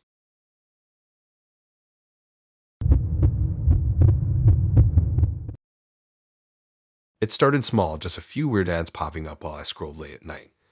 Nothing crazy at first, some fitness gear, travel deals, and one for a camera I had already looked at online. But then I noticed the whisper. I thought I was imagining it, a tired brain filling in silence, but it happened every single time I scrolled past an ad. The whisper was soft, close, coming from my headphones, though I wasn't listening to anything. Keep watching, it said. Keep watching. I laughed it off the first night. Weird, right? My brain was tired, staring at a glowing screen in the dark. But the next day, I noticed the ads were different. They weren't random anymore. They were specific. One ad showed a close-up of a pocket knife, and the caption was about cutting fruit. But my heart froze when I realized the background of the image was my kitchen. The counter, the knife block, even the coffee mug sitting next to the sink. My coffee mug. I blinked and scrolled. Another ad appeared, this time for a backpack, but inside it was something I didn't own yet, a black hoodie I'd been thinking about buying. And then the whispering got clearer. Keep watching, it said. Don't look away. By the third night, I realized the ads weren't just creepy. They were predictive. One showed me standing outside my apartment building holding a phone, staring at the screen. Another showed the sidewalk by the corner store, but there was something in my hand I hadn't bought yet. Each ad had tiny details from my life, small things no algorithm should know, but bigger things too. People I didn't recognize were in the background, their faces blurred but familiar, like extras in some movie about me. I tried to ignore it, tried to log out and just live my life, but the ads kept appearing. Every scroll, every swipe, a new scene. And then I noticed the crimes. At first, subtle things. Knocking over a trash can on accident, taking a candy bar without paying. The captions were wrong, labeling it as a crime, saying things like they didn't see it coming, or caught in the act. And I hadn't done any of it yet. The whispering got louder with each ad. Keep watching, it said. I started hearing it even when the phone was in my pocket. In the shower, brushing my teeth, walking down the street. It followed me. Every ad had a new crime, each one more serious than the last. One showed me walking out of a store carrying a bag I hadn't paid for, the timestamp 5 hours in the future. Another showed me taking someone's wallet from a bench, and then quickly running away. I hadn't done anything. I was just scrolling. I stopped going out for a while, thinking maybe if I stayed inside, nothing would happen. But the ads adapted. They were always ahead, always showing crimes I hadn't committed but that I could. And each time I looked, the whisper would remind me, keep watching, keep watching. One morning, I saw a new ad that made me freeze. It showed my apartment building, the lobby camera angle, and me standing by the elevator holding a baseball bat. The caption said I would use it tonight. Panic washed over me. I had never picked up a bat for anything other than hitting balls in the park, but there I was depicted as if I was about to commit something violent. I tried to delete the app, uninstall it, even reset my phone. Nothing worked. When I opened my phone later, the same ad was waiting, the timestamp closer, the image clearer. I started keeping notes, writing down each ad and its details. Every day the predictions got more specific. What I would eat, who I would meet, which streets I would walk. And every time the whispers grew more insistent. Keep watching. Don't blink. Don't leave. Every ad now had a story attached to it, almost cinematic, like someone was directing a film about me. But the stories weren't just showing me. They were suggesting actions, crimes, things that would ruin my life, things I could never imagine myself doing. I tried showing it to friends, sent screenshots, told them about the whispering. They laughed, said it was probably an ad targeting glitch, maybe some AI experiment, but none of them could hear the whisper. None of them could see the way the ads predicted things before they happened. Only I could. By the 5th night, I realized the ads were escalating. They weren't just petty crimes anymore. One showed me in my building's hallway with a knife. Another showed me breaking into a car, the license plate matching my neighbor's. I hadn't even thought about these things, but the images were so real, so detailed, it felt inevitable. And the whispering was louder than ever. Keep watching. Don't turn away. I stopped sleeping. Every time I closed my eyes, I imagined the ads updating in my mind, each one showing the next step, the next move, the next crime. I began pacing, checking every corner of my apartment, making sure nothing looked out of place. But it was useless. The ads didn't need reality to function. They didn't care about time or space. They were always ahead, always showing me doing the unthinkable. Then came the video ads, short clips, no sound, showing me in motion, walking down the street, entering my building, reaching for objects. Every movement was mine, yet it was also wrong. In the clip, I picked up things I didn't own yet, talked to people I hadn't met, committed actions I hadn't thought of. And every frame had the whisper embedded in it, soft but clear. Keep watching. Keep watching. I began avoiding mirrors, afraid I would see myself doing what the ads predicted. But sometimes, in the corner of my reflection, I caught movements I hadn't made. Hands raising, turning, gestures that mirrored the crimes in the ads. Panic set in. I didn't know if the ads were showing me the future or creating it, if watching them meant I was already doomed to commit the acts. By the end of the week, I couldn't leave my apartment. Every scroll, every tap, every ad was a countdown, a plan, a script I hadn't agreed to, yet one I was trapped in. The whispering never stopped, always there in the back of my mind. Keep watching, and I did. I had no choice. Every ad, every image, every video predicted me committing crimes I could never imagine committing. But somehow every time I looked, it felt like the screen was shaping me, guiding me toward them, making them inevitable. Now I scroll constantly, day and night. My phone is always in my hand. Every ad is another warning, another prophecy, another crime I can't ignore. And the whispers are louder than ever. Keep watching. Keep watching.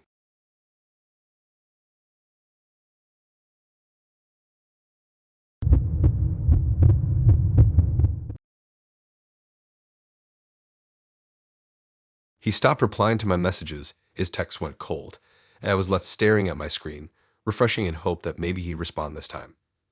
But what I didn't expect was what came next. His Facebook account didn't go silent. Not only was it active, it was alive. Posts started appearing every day like he was still living in my feed, except the person I knew wasn't the one behind them. At first, the posts were small things, memes, shared videos, the kind of stuff he always posted. I tried to convince myself it was scheduled content or maybe someone managing his account, but the tone shifted.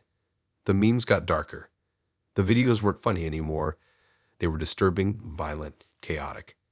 Posts that he would never have shared under his real personality now popped up, as if some hidden side of him had taken over, a side I didn't know existed.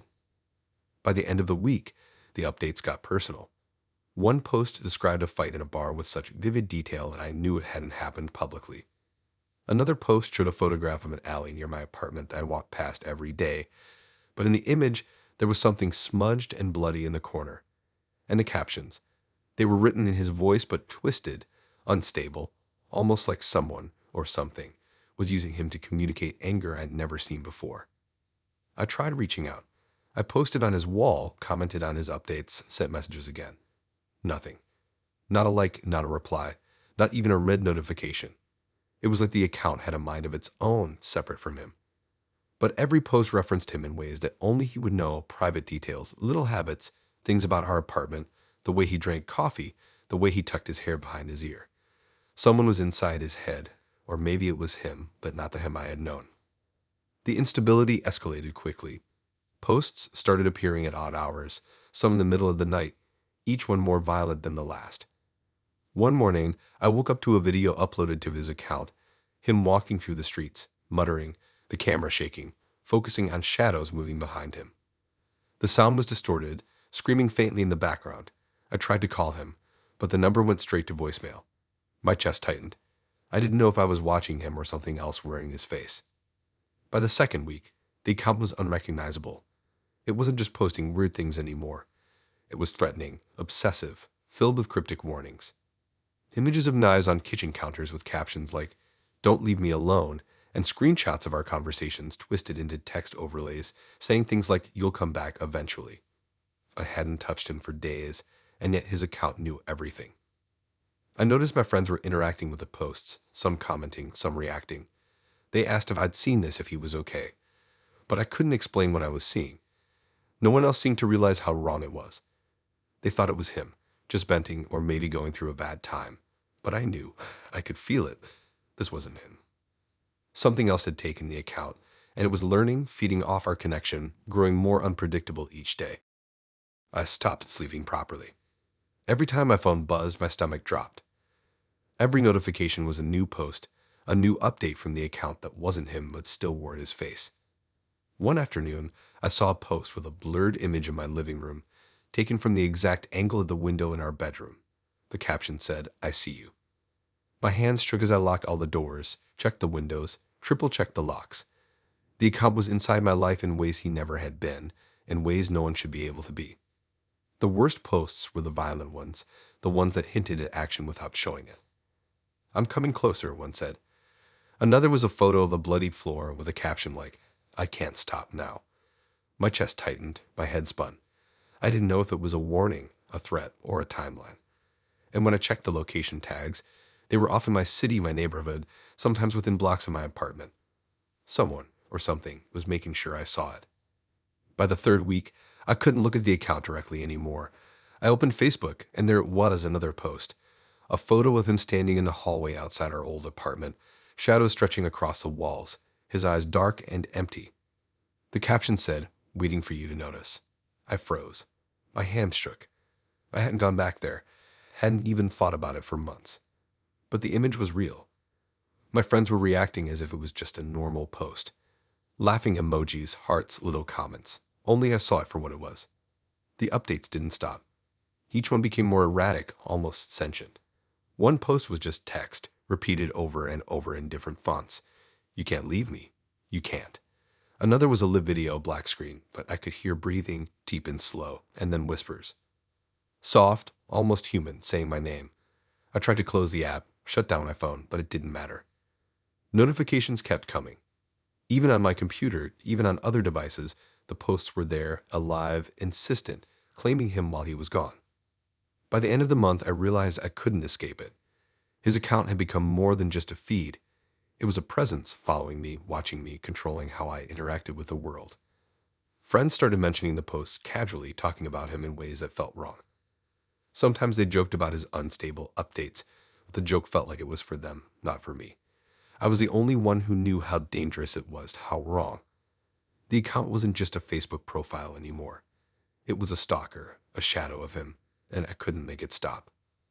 And then came the final post I could handle before I knew I had to make a choice. A photo of me standing in my living room, taken from the angle of the hallway. The caption said, "I'm closer than you think." My phone buzzed again with a comment from a friend asking if I'd seen this update, laughing, but the photo wasn't funny. I hadn't seen anyone, hadn't left the apartment.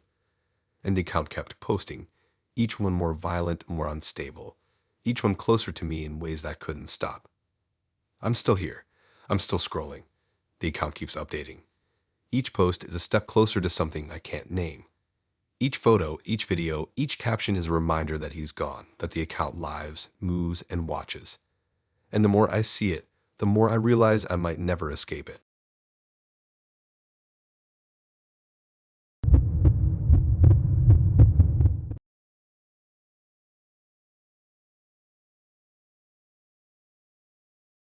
Okay, so this all started last week when I was messing around on Facebook like I always do.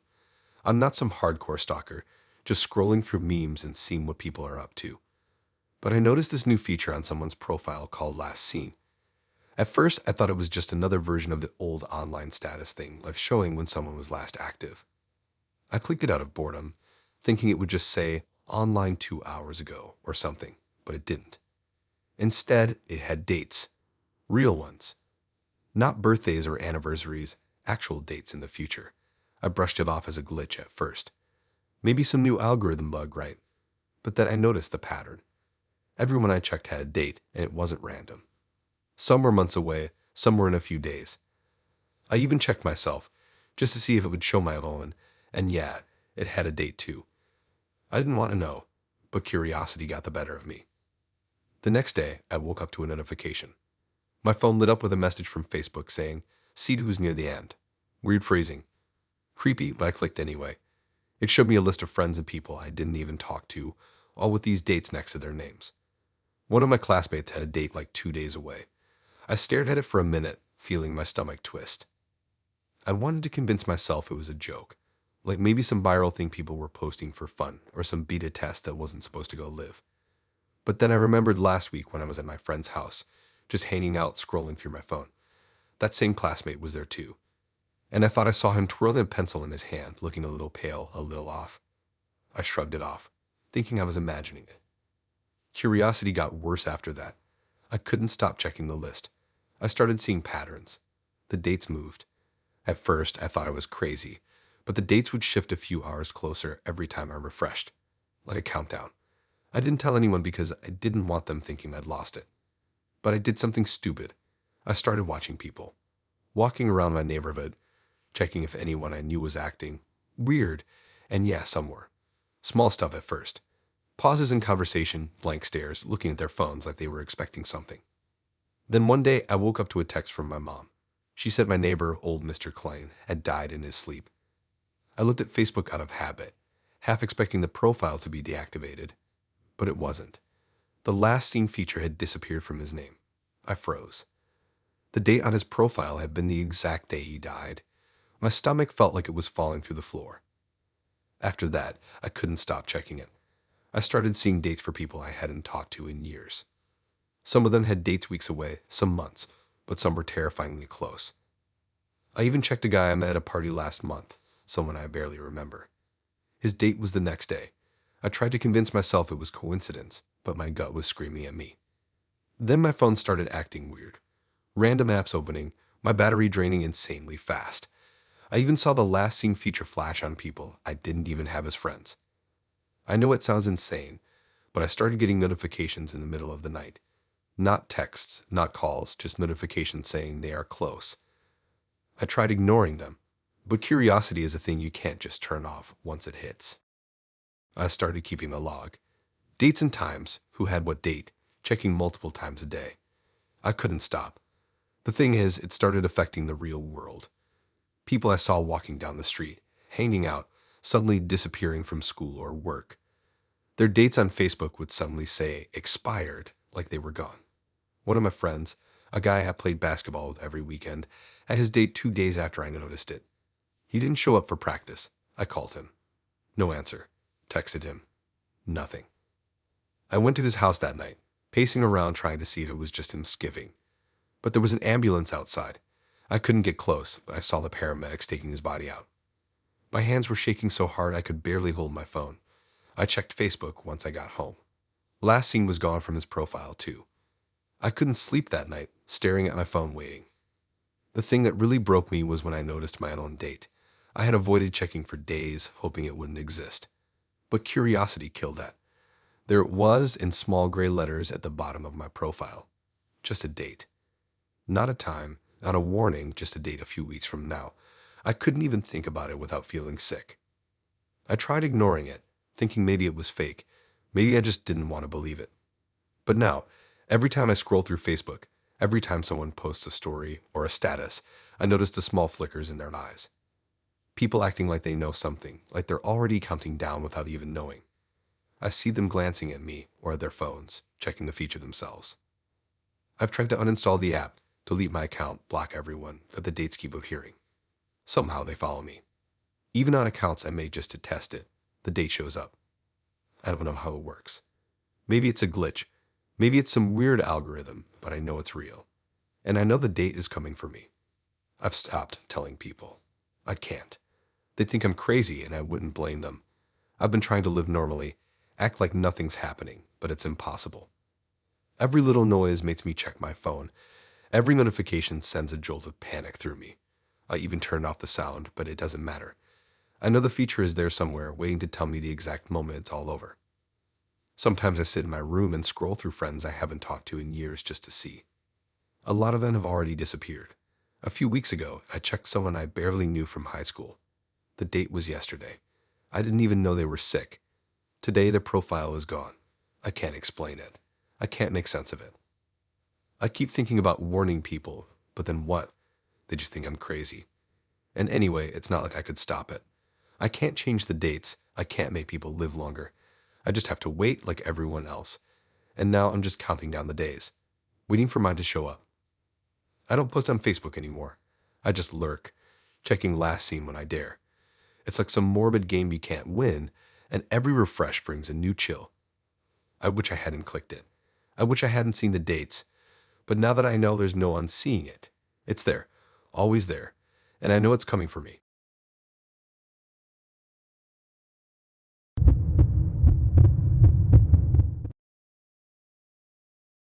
So this started because I was just messing around on my phone, scrolling through Facebook like usual, trying to find something dumb to watch.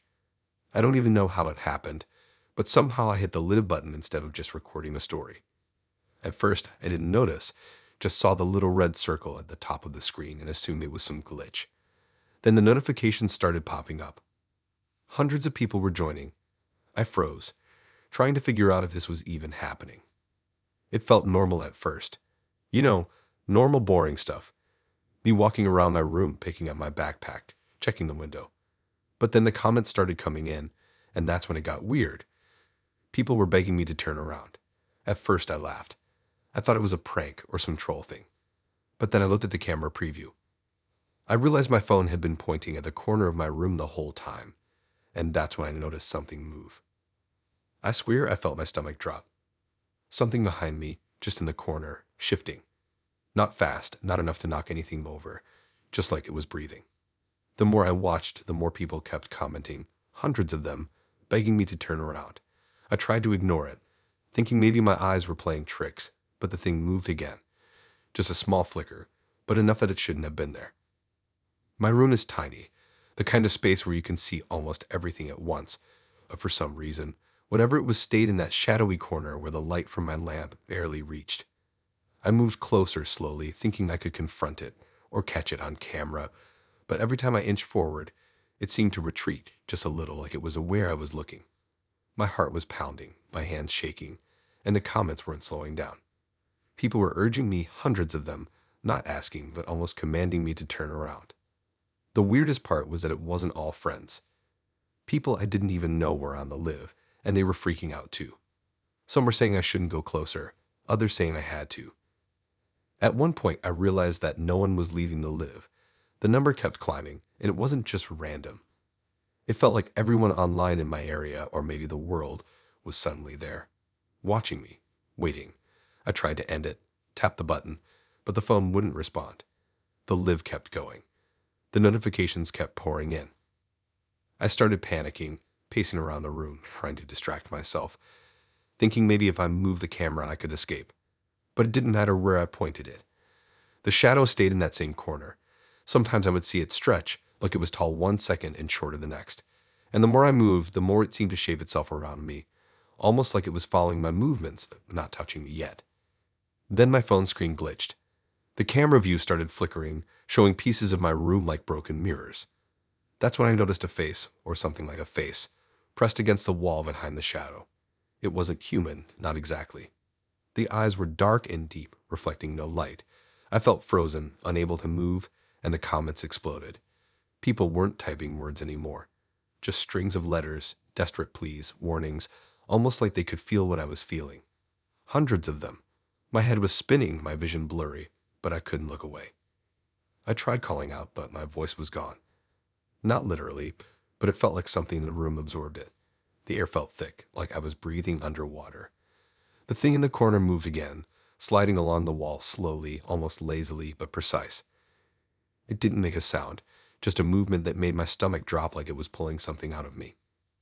I reached for my phone to end the live, but every time I tried, my fingers felt heavy, like they didn't belong to me. The live kept streaming, hundreds of people watching every second. I don't know how long it lasted. Could have been minutes, could have been hours. Time didn't make sense. I just kept seeing that dark shape in the corner moving closer, stretching, then receding slightly when I looked directly at it. Every now and then, I'd glance at the floor and see shadows crawling along the walls like fingers reaching for me. I swear, one time I saw the shadow press against the ceiling, defying physics, as if the room itself was folding around it. I thought maybe if I turned slowly, inch by inch, I could see it fully, or maybe convince myself it was nothing. But the more I moved, the more distorted the shadow became, stretching unnaturally, like it was alive, but not alive. The comments were still pouring in, more frantic than ever. Hundreds of people typing, warning me, begging me. I couldn't understand most of it. Just fragments like don't, turn, behind, now. I felt trapped, like my phone, my room, my body. Everything was locked into this moment. Then I made a mistake. I turned fully. Not fast, just a slow motion turn like watching through a dream. And I saw it. I saw the shape, stretched impossibly tall, the edges flickering like static, and the face. The face was human enough to recognize, but wrong. The eyes hollow, the mouth stretched wider than it should have been, teeth jagged like broken glass. It wasn't smiling. It wasn't frowning. It was just there, staring, waiting. And the comments exploded in chaos, hundreds of people yelling in unison through the text. I felt like the whole world was screaming at me through their phones, through the live. I don't remember what happened next fully. One moment I was frozen, the next I was on the floor, the phone smashed beside me. The live had ended finally, but the notifications kept coming. Hundreds of new messages, some from numbers I didn't recognize, screenshots of the live showing the shadow closer than I remembered, almost touching me. I don't know who sent them or how. My phone shut down, and I didn't touch it again for hours. When I finally got the courage to look again, the messages were gone. The live vanished. The shadow gone. My room looked normal, my phone normal, but I know it was still there. Somewhere, waiting. I haven't been able to sleep properly since, just sitting in the dark, staring at corners, checking for movement that isn't there. Every little sound makes me flinch. The thing in the corner didn't vanish. It just paused. I tried telling friends, family, anyone, but they just laughed. Said I was imagining things, overreacting. I don't care. I know what I saw. I know what I felt. Hundreds of people saw it too. And that's the worst part. It's like it wants witnesses, not victims, just people to watch it exist. I keep thinking about turning on my phone, checking Facebook, but I don't dare. Not now. Not yet. I'm staying in my room, lights on, every corner illuminated, every door closed. But even then, I see it in reflections sometimes. In windows, in mirrors, even in my screen when the phone is off. I don't know what it wants, or if it's even capable of touching me, but I know it's waiting, watching. And I know if I ever accidentally go live again, hundreds of people will see it too, and I'll have no control over what comes next.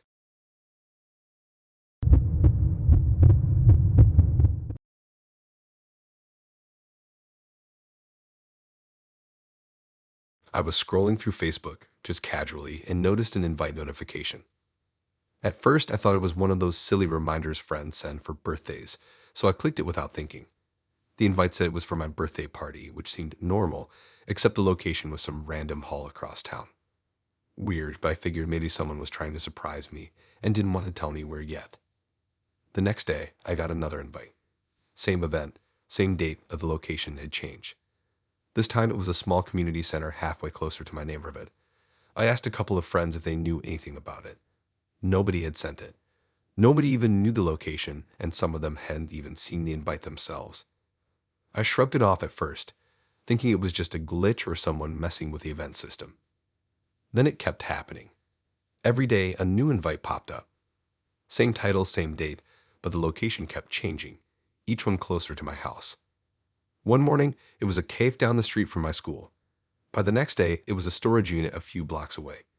The messages came from Facebook itself, not friends. The event was public, but nobody else seemed to be able to see it.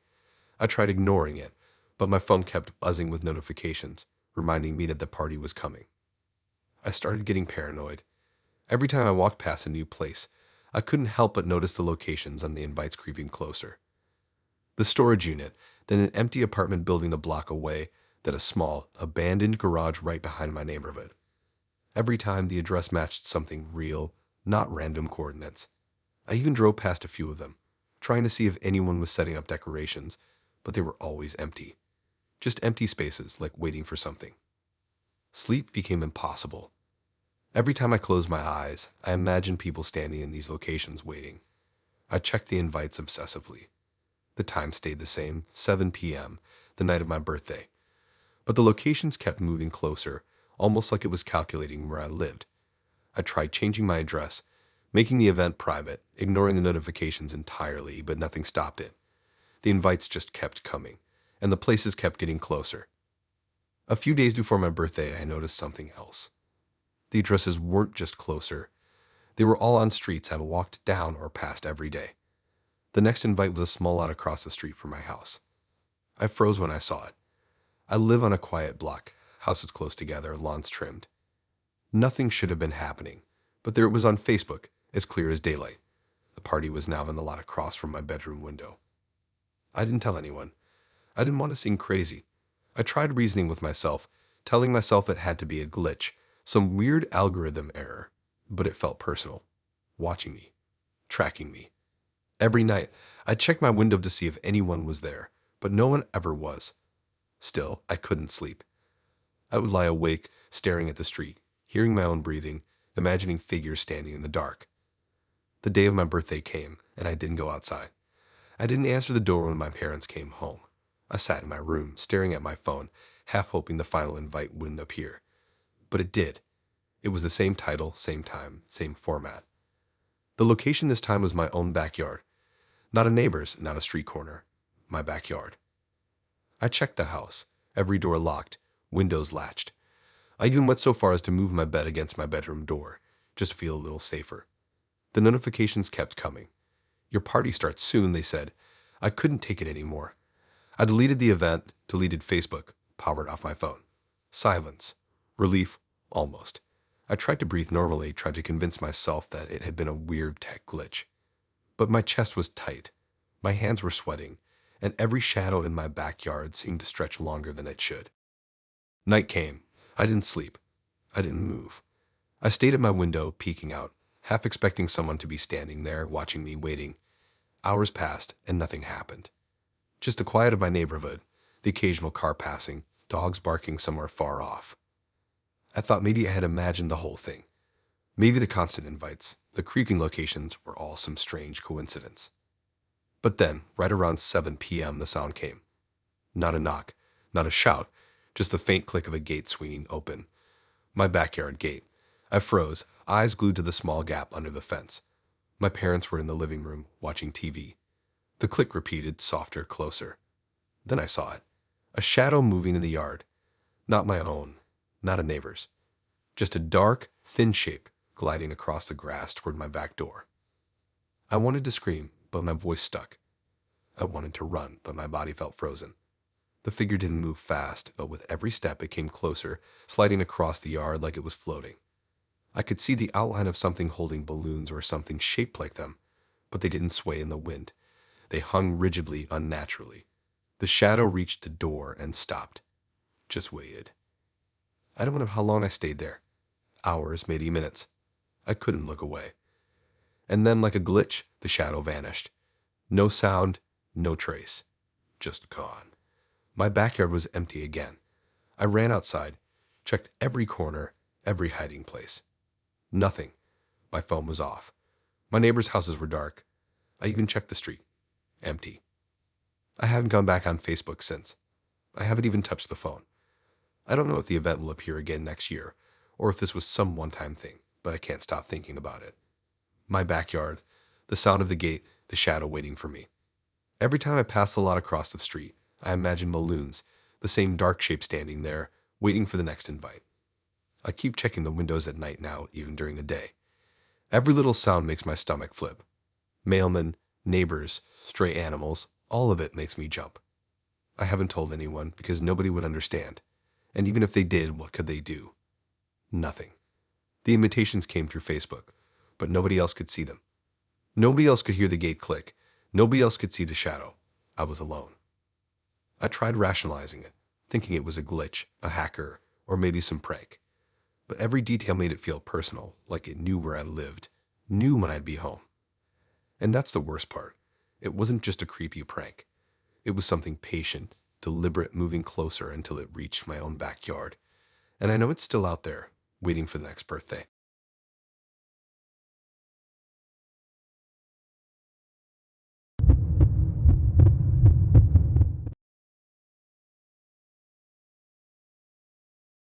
I noticed it the first time when I checked my Facebook stories one lazy afternoon. I had just posted some random clips of my dog running around the yard and didn't think much of it. But when I went to see who would view them, I froze. Half the viewers were people I recognized. Not friends, not friends of friends, just accounts with blank profiles. No names, no pictures, nothing. Just a gray silhouette where their profile should have been. I figured it was weird, maybe a bug, so I didn't pay too much attention at first. The next day, it happened again. I posted another story, and when I checked the viewers, the same thing happened. Blank profiles, ones I'd never seen before. But what freaked me out more was the timestamps. The scene time wasn't now or earlier that day.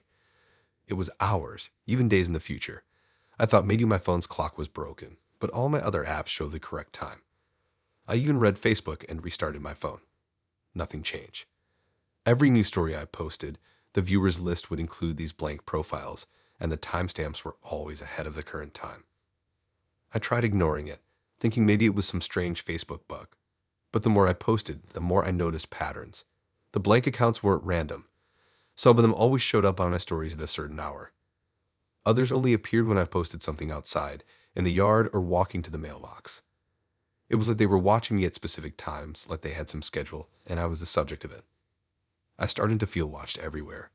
Even when I didn't post stories, I would check my viewers list just to see if the blank profiles appeared.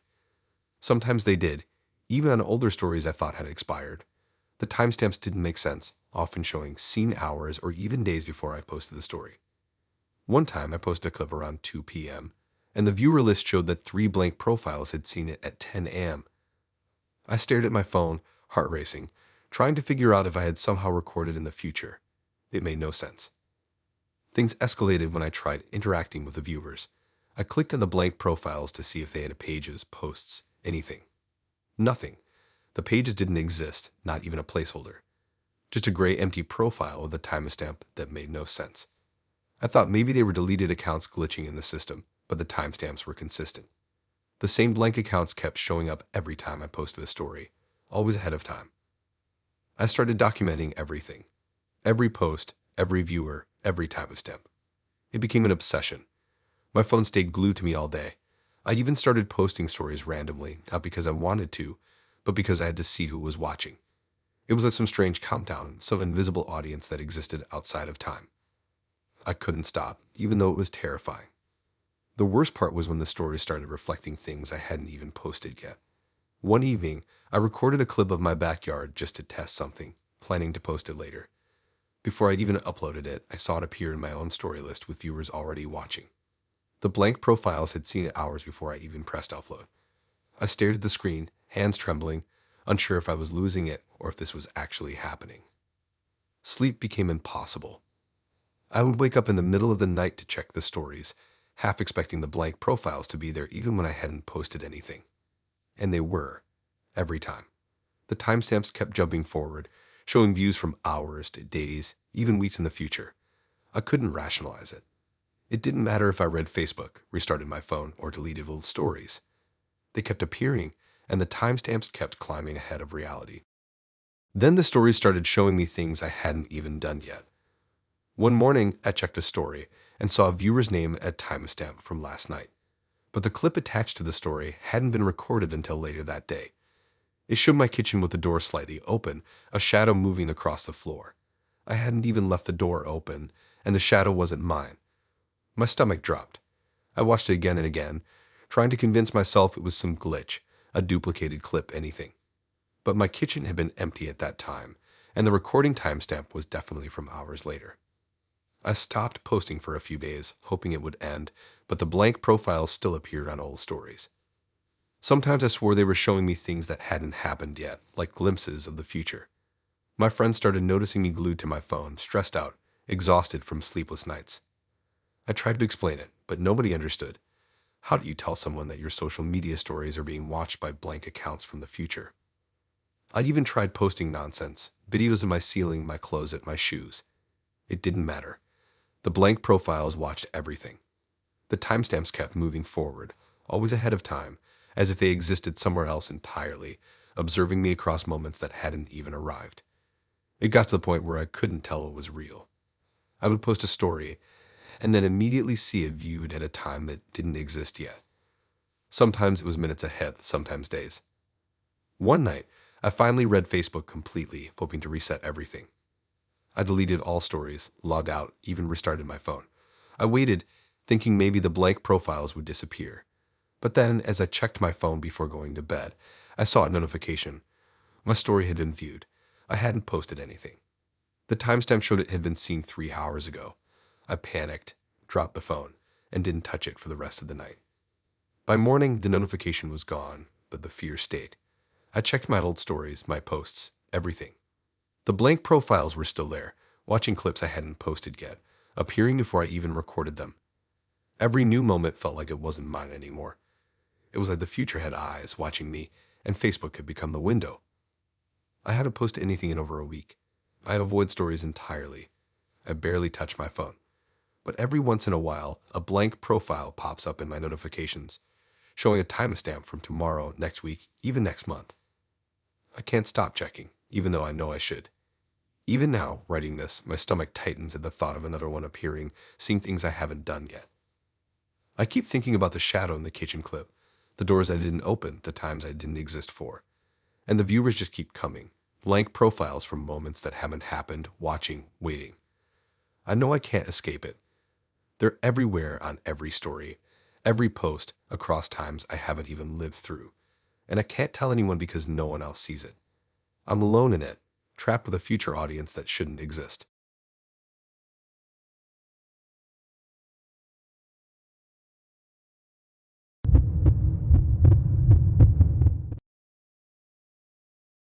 I thought downloading my Facebook data would be boring. I was just curious, wanted to see old photos, messages, maybe some posts I had completely forgotten. I didn't expect it to ruin my entire sense of safety. I clicked download your data on a quiet night, nothing else running, my room dark except the glow of the laptop. The file came as a zip folder, which I opened like any normal person. I started digging through the messages folder first, expecting some old group chats or random stuff from years ago. At first, it was exactly that, memories of dumb jokes, selfies, random arguments I'd completely forgotten about. But then I started noticing some threads I didn't remember being there. Ones with friends I still talked to, or the conversations didn't make sense.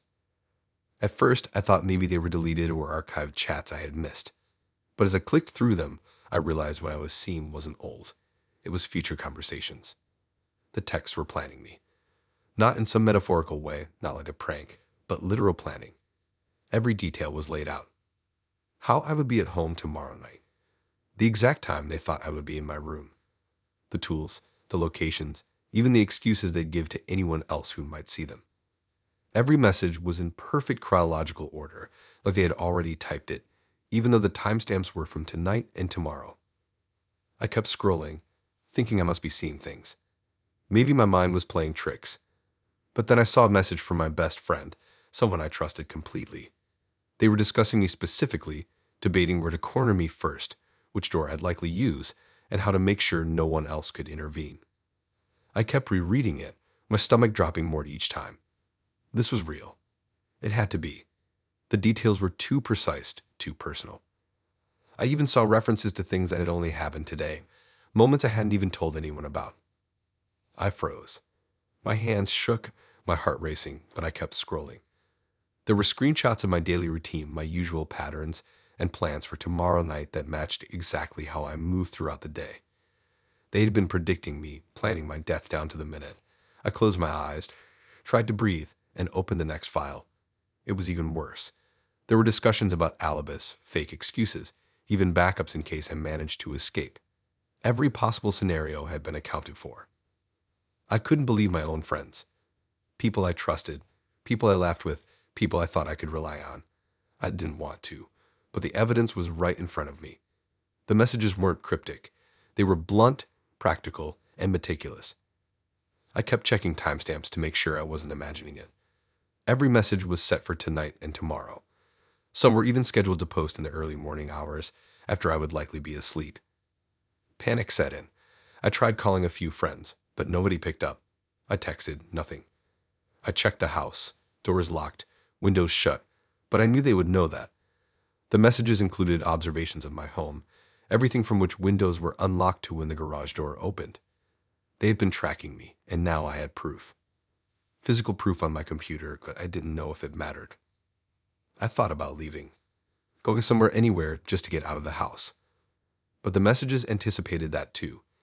They had mapped escape routes, alternative plans, times when someone might see me leaving.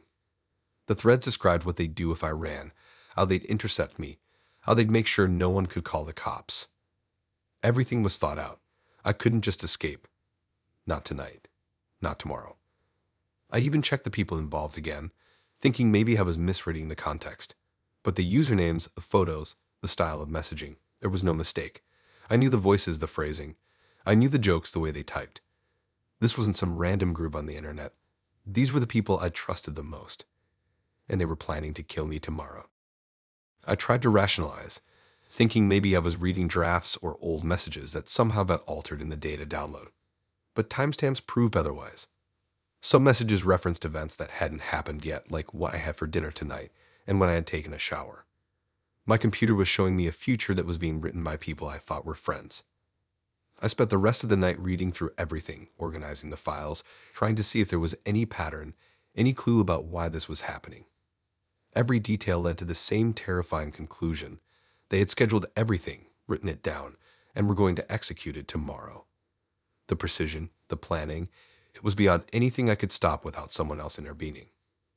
Morning came, and I stayed in my room, watching the clock, waiting, listening. Every sound made me flinch, every creak, every car outside, every neighbor moving. I couldn't trust anyone. I didn't answer the door. I didn't take out my phone. I didn't check messages, not even on other apps. I stayed in the corner of my room, laptop open, rereading every line, every plan, every contingency they had typed. Hours passed. I didn't eat. I didn't drink. I just stayed in the room, observing, memorizing, planning how to survive. Every scenario in the messages had a counter in my head now. Every door I might escape through. Every warning I might give to someone who could help. The messages anticipated so much, but not my own awareness. That was the only leverage I had. By late afternoon, I realized the day was nearly over. The messages said, tomorrow, but they hadn't specified exact timing, just planned around my usual habits. I stayed on edge, moving only when I needed to, always checking windows, doors, every possible entrance.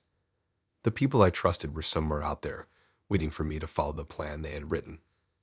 I couldn't contact anyone, not without risking them seeing the plan too or tipping them off. Night approached. I barricaded my bedroom door, lights dimmed, phone off, laptop unplugged. Every shadow in my room looked alive, every sound amplified in my head. The plan, the messages, the knowledge of betrayal, it all pressed down on me like a weight. I could feel them outside, maybe it was paranoia, but I couldn't risk ignoring it. Tomorrow, if the messages were right, they would come, and I would be ready. I don't know what I'm going to do after tonight. I don't know if I can trust anyone, or if I can survive. I have the messages saved, everything documented, but I haven't shared it with anyone. I don't know if that would help or just make it worse. All I know is I have to stay alert, watch every sound, every shadow, every step outside my room. Because tomorrow, everything in those messages will come true.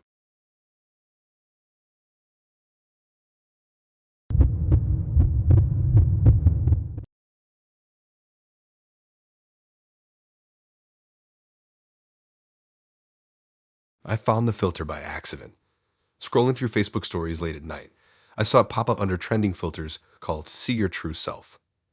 At first, I thought it was some dumb joke, one of those face-morphing filters that made you look old or weird. I clicked it anyway, curiosity getting the better of me. My camera activated, and the usual screen popped up, but the moment I looked at myself, something hit me like a punch in the chest. It wasn't just a filter. It wasn't changing my face in a normal way. It was showing me something else. My eyes were darker, sharper, with a look I had never seen in myself before. My skin looked paler, almost gray, and there was this unnatural tension in my expression. I tried to smile, and the reflection on the screen didn't follow. It stayed rigid, staring back at me with something empty, something dangerous. My stomach churned, but I was frozen, unable to look away. I tapped the screen to remove the filter, thinking that would fix it. I thought it would go back to normal, but it didn't. My reflection in the mirror across the room stayed the same. My own eyes, pale and sharp, staring at me as if I was a stranger wearing my body. I stepped back slowly, heart pounding, hoping it was a trick of the light. I waved my hands, moved closer, blinked a few times. Still me, but not me. I ran to the bathroom mirror, thinking maybe it was the phone camera messing with me. I stared for what felt like hours. My reflection didn't match the movements I made. When I raised a hand, it lagged slightly behind, almost like it had a mind of its own. The hair, the features, the posture, it was mine, but twisted wrong, like a version of me that existed somewhere else. I could feel it watching me, studying me, learning me, and I couldn't look away. I tried recording it on my phone, hoping that video would show the truth, but when I replayed it, my reflection looked normal. Perfectly normal. Nothing strange, nothing off, nothing sharp or grave or twisted. But when I looked up at the mirror again, the version of me in there was still the same, unchanged. My own eyes, the sharp stare, followed me wherever I went. Over the next few hours, I tried everything. Lights on and lights off, covering the mirrors, moving to other rooms. It didn't matter. Every reflective surface, windows, screens, shiny appliances, showed the same thing. My face pale and wrong watching me. I couldn't escape it. I even tried showering, thinking maybe water or steam would wash it off. It didn't. I was trapped in this body that looked like me but wasn't me, and there was no way to make it stop. I stopped answering texts and calls. I didn't check Facebook. I didn't even look at my phone. I couldn't. Every time I caught a glimpse of myself on the screen, the filter seemed to overlay itself in reality. It wasn't just on my reflection anymore. It was everywhere. My shadow looked wrong. My reflection in store windows looked wrong. Even my own hands, moving in front of my face, seemed too thin, too rigid, like I had been replaced by something familiar but not human. Sleep became impossible. I couldn't lie down without seeing it over my shoulder. I tried closing my eyes, but when I opened them, the image was still there, staring, always staring. I couldn't eat properly because every time I picked up food, my reflection mimicked me wrong, like it wanted to show me that it could move independently. It didn't say anything, didn't need to. I could feel it thinking, waiting, calculating. I tried calling a few friends, But I didn't mention the reflection. I didn't want to sound insane. But even when they spoke, their voices seemed muffled, distorted like I was underwater, and all I could see was that version of me in every reflective surface around them. I couldn't escape it. I even went outside, thinking sunlight or distance would break the effect, but windows, cars, even puddles reflected the same pale, rigid stare back at me. By the third day, I stopped trying to rationalize. I knew that whatever I had seen with that filter wasn't just a digital trick. It had changed something about me. My reflection wasn't me anymore, and it didn't respond like I did. It existed, parallel to me, mimicking me, but also moving slightly off, slightly ahead, almost like it was learning to replace me. I could feel it trying. I started covering mirrors, turning off screens, avoiding reflective surfaces entirely. I stopped wearing watches because even the glass reflected the wrong me. I even unplugged the TV. Every surface I could hide from, I did, but the reflection didn't need light. It didn't need surfaces. Sometimes I would catch it in the corner of my eye when I thought I was looking at nothing at all. A glimpse of gray skin, sharp eyes, tense posture. Always watching, always waiting. I don't leave the house much now. I avoid windows, mirrors, any shiny surface. I don't look at my phone except to type this. Even then, I cover the screen when I move the cursor. I can't risk it. I don't know if that version of me can reach through the screen, but I've seen enough to believe it might try. It's patient. It's waiting. I can feel it in the corners of my room and the way shadows fall. I am alive, but I am not alone in my own body. Sometimes late at night, I see movement in the mirrors even when I know nothing else is moving. Just a flicker, a twitch, a blink that doesn't match my own. I check. It's still there, always still there, and I know that eventually it will learn every twitch of my hands, every twitch of my eyes, every pattern of movement. It won't just look like me. It will be me, and I won't exist anymore. I have stopped posting, stopped recording, stopped looking at myself entirely. But the moment I let my guard down, it shows itself. It doesn't need a filter anymore. It doesn't need a screen. My true self, the one I thought I was, has been replaced in a reflection, and I can't undo it. I don't know if I ever will. I don't know if I should even try. I just know that every time I catch it in the corner of my eye, I feel it. Cold, patient, watching, learning, waiting.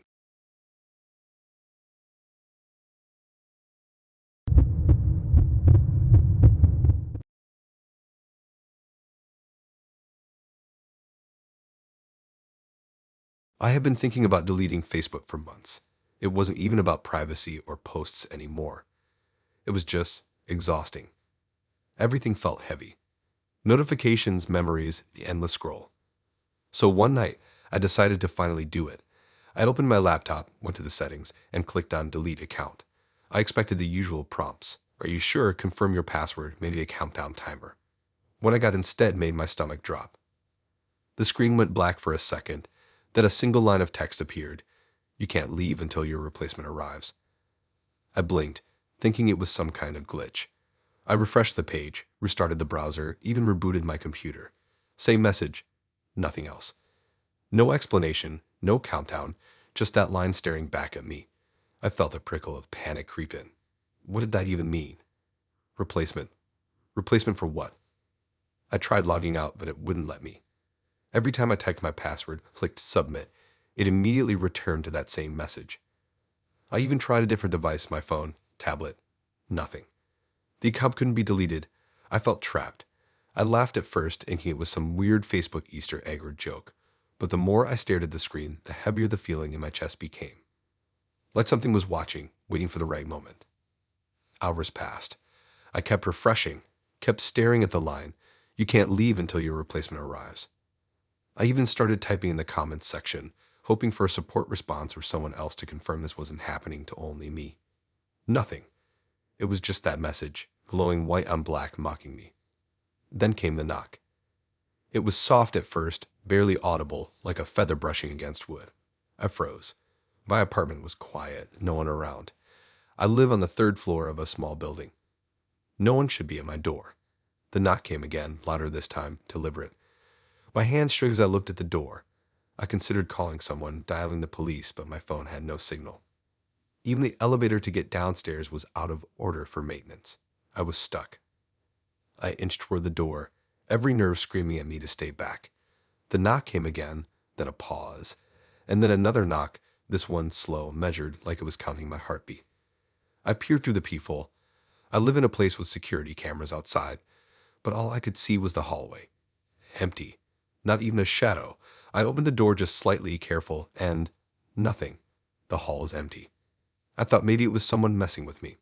I slammed the door shut, heart racing, telling myself I was imagining things. But then my laptop pinged. I froze again. A new notification. Not from Facebook, not from email, just a small pop-up on my screen. It was a live feed from my webcam. And in the feed standing behind the closed door, I saw it. Or them. I couldn't tell. A figure, tall, completely still, head tilted slightly, staring at the door. No face. Nothing I could recognize. Just the outline of someone waiting. I turned away, my chest heaving. Tried to close the laptop, but it wouldn't respond. The live feed stayed open, full screen. I could see the figure move slightly, just a shift, but enough to make me jump. My mind raced. Replacement. That was what the message meant. That thing, or whoever it was my replacement. They're to, what? Take over? Replace me in the account? Replace me in real life? I didn't know, and the fear of not knowing made my hands tremble. I moved to the kitchen, trying to get a knife or some kind of protection. Every reflective surface, every window, seemed to show the same thing. The figure, perfectly still, waiting. I tried calling my neighbors, but the phones were dead. Even shouting didn't bring anyone to the door. I was completely alone. Hours passed. A figure never moved more than a slight shift. My laptop never turned off. I couldn't sleep, couldn't eat, couldn't look away. I watched the screen, watched the door, watched every shadow. The message kept repeating in my mind. You can't leave until your replacement arrives. I had clicked delete. I had tried to leave. But leaving required something, to take my place. And that something was out there waiting. I started noticing small things. My reflection in the kitchen window seemed to lag slightly behind me. Movements that I thought I had made weren't mirrored exactly. My phone, when I picked it up, sometimes showed notifications I hadn't received yet. Messages from people I didn't know. Not context, just random memes saying things like ready or almost here. Every time I checked, the live feed on my laptop showed the figure a little closer to the door. I hadn't moved it. It had just shifted. By evening, the knocks became a pounding, relentless. I backed away, sliding down the wall, breathing heavily, trying to think. I thought about throwing the laptop off the balcony, but I knew it wouldn't matter. The feed would stay, the figure would remain, and that line of text would stay on my screen. You can't leave until your replacement arrives. I started pacing. I tried to find any way to reset the account, to delete it through some other method, anything. Nothing worked. Every time I typed a password, clicked submit, tried recovery, it came back to the same message. It wasn't just an account. It was a lock, a tether, and the replacement was the key. I couldn't leave. Night fell. The building was quiet again, but the figure didn't retreat. The knock stopped, but now I could hear it in my mind, counting, moving closer, ready. I didn't sleep. I didn't eat. I just sat, knees against my chest, watching the laptop feed. And I noticed a new detail I hadn't seen before. The figure looked like me. Not exactly, but the outline, the posture, the way it shifted, it was a version of me. My replacement. The one that had been summoned the moment I tried to leave. I realized then that it wasn't a glitch, wasn't a prank, wasn't some weird Facebook error. It was literal. I couldn't leave. I couldn't delete. Not until that version of me existed, waiting, learning, preparing to take over. And now that it was here, at the door, I had no choice. I was trapped. I don't know what happens next. I don't know if I survive when the door opens. I don't know if leaving the account will ever be possible. I just know that every second I stare at that screen, every heartbeat I take, the figure waits, patient, deliberate. It's the only thing in the apartment now, besides me, and I can feel it studying me, knowing everything I do, until the moment I can no longer resist.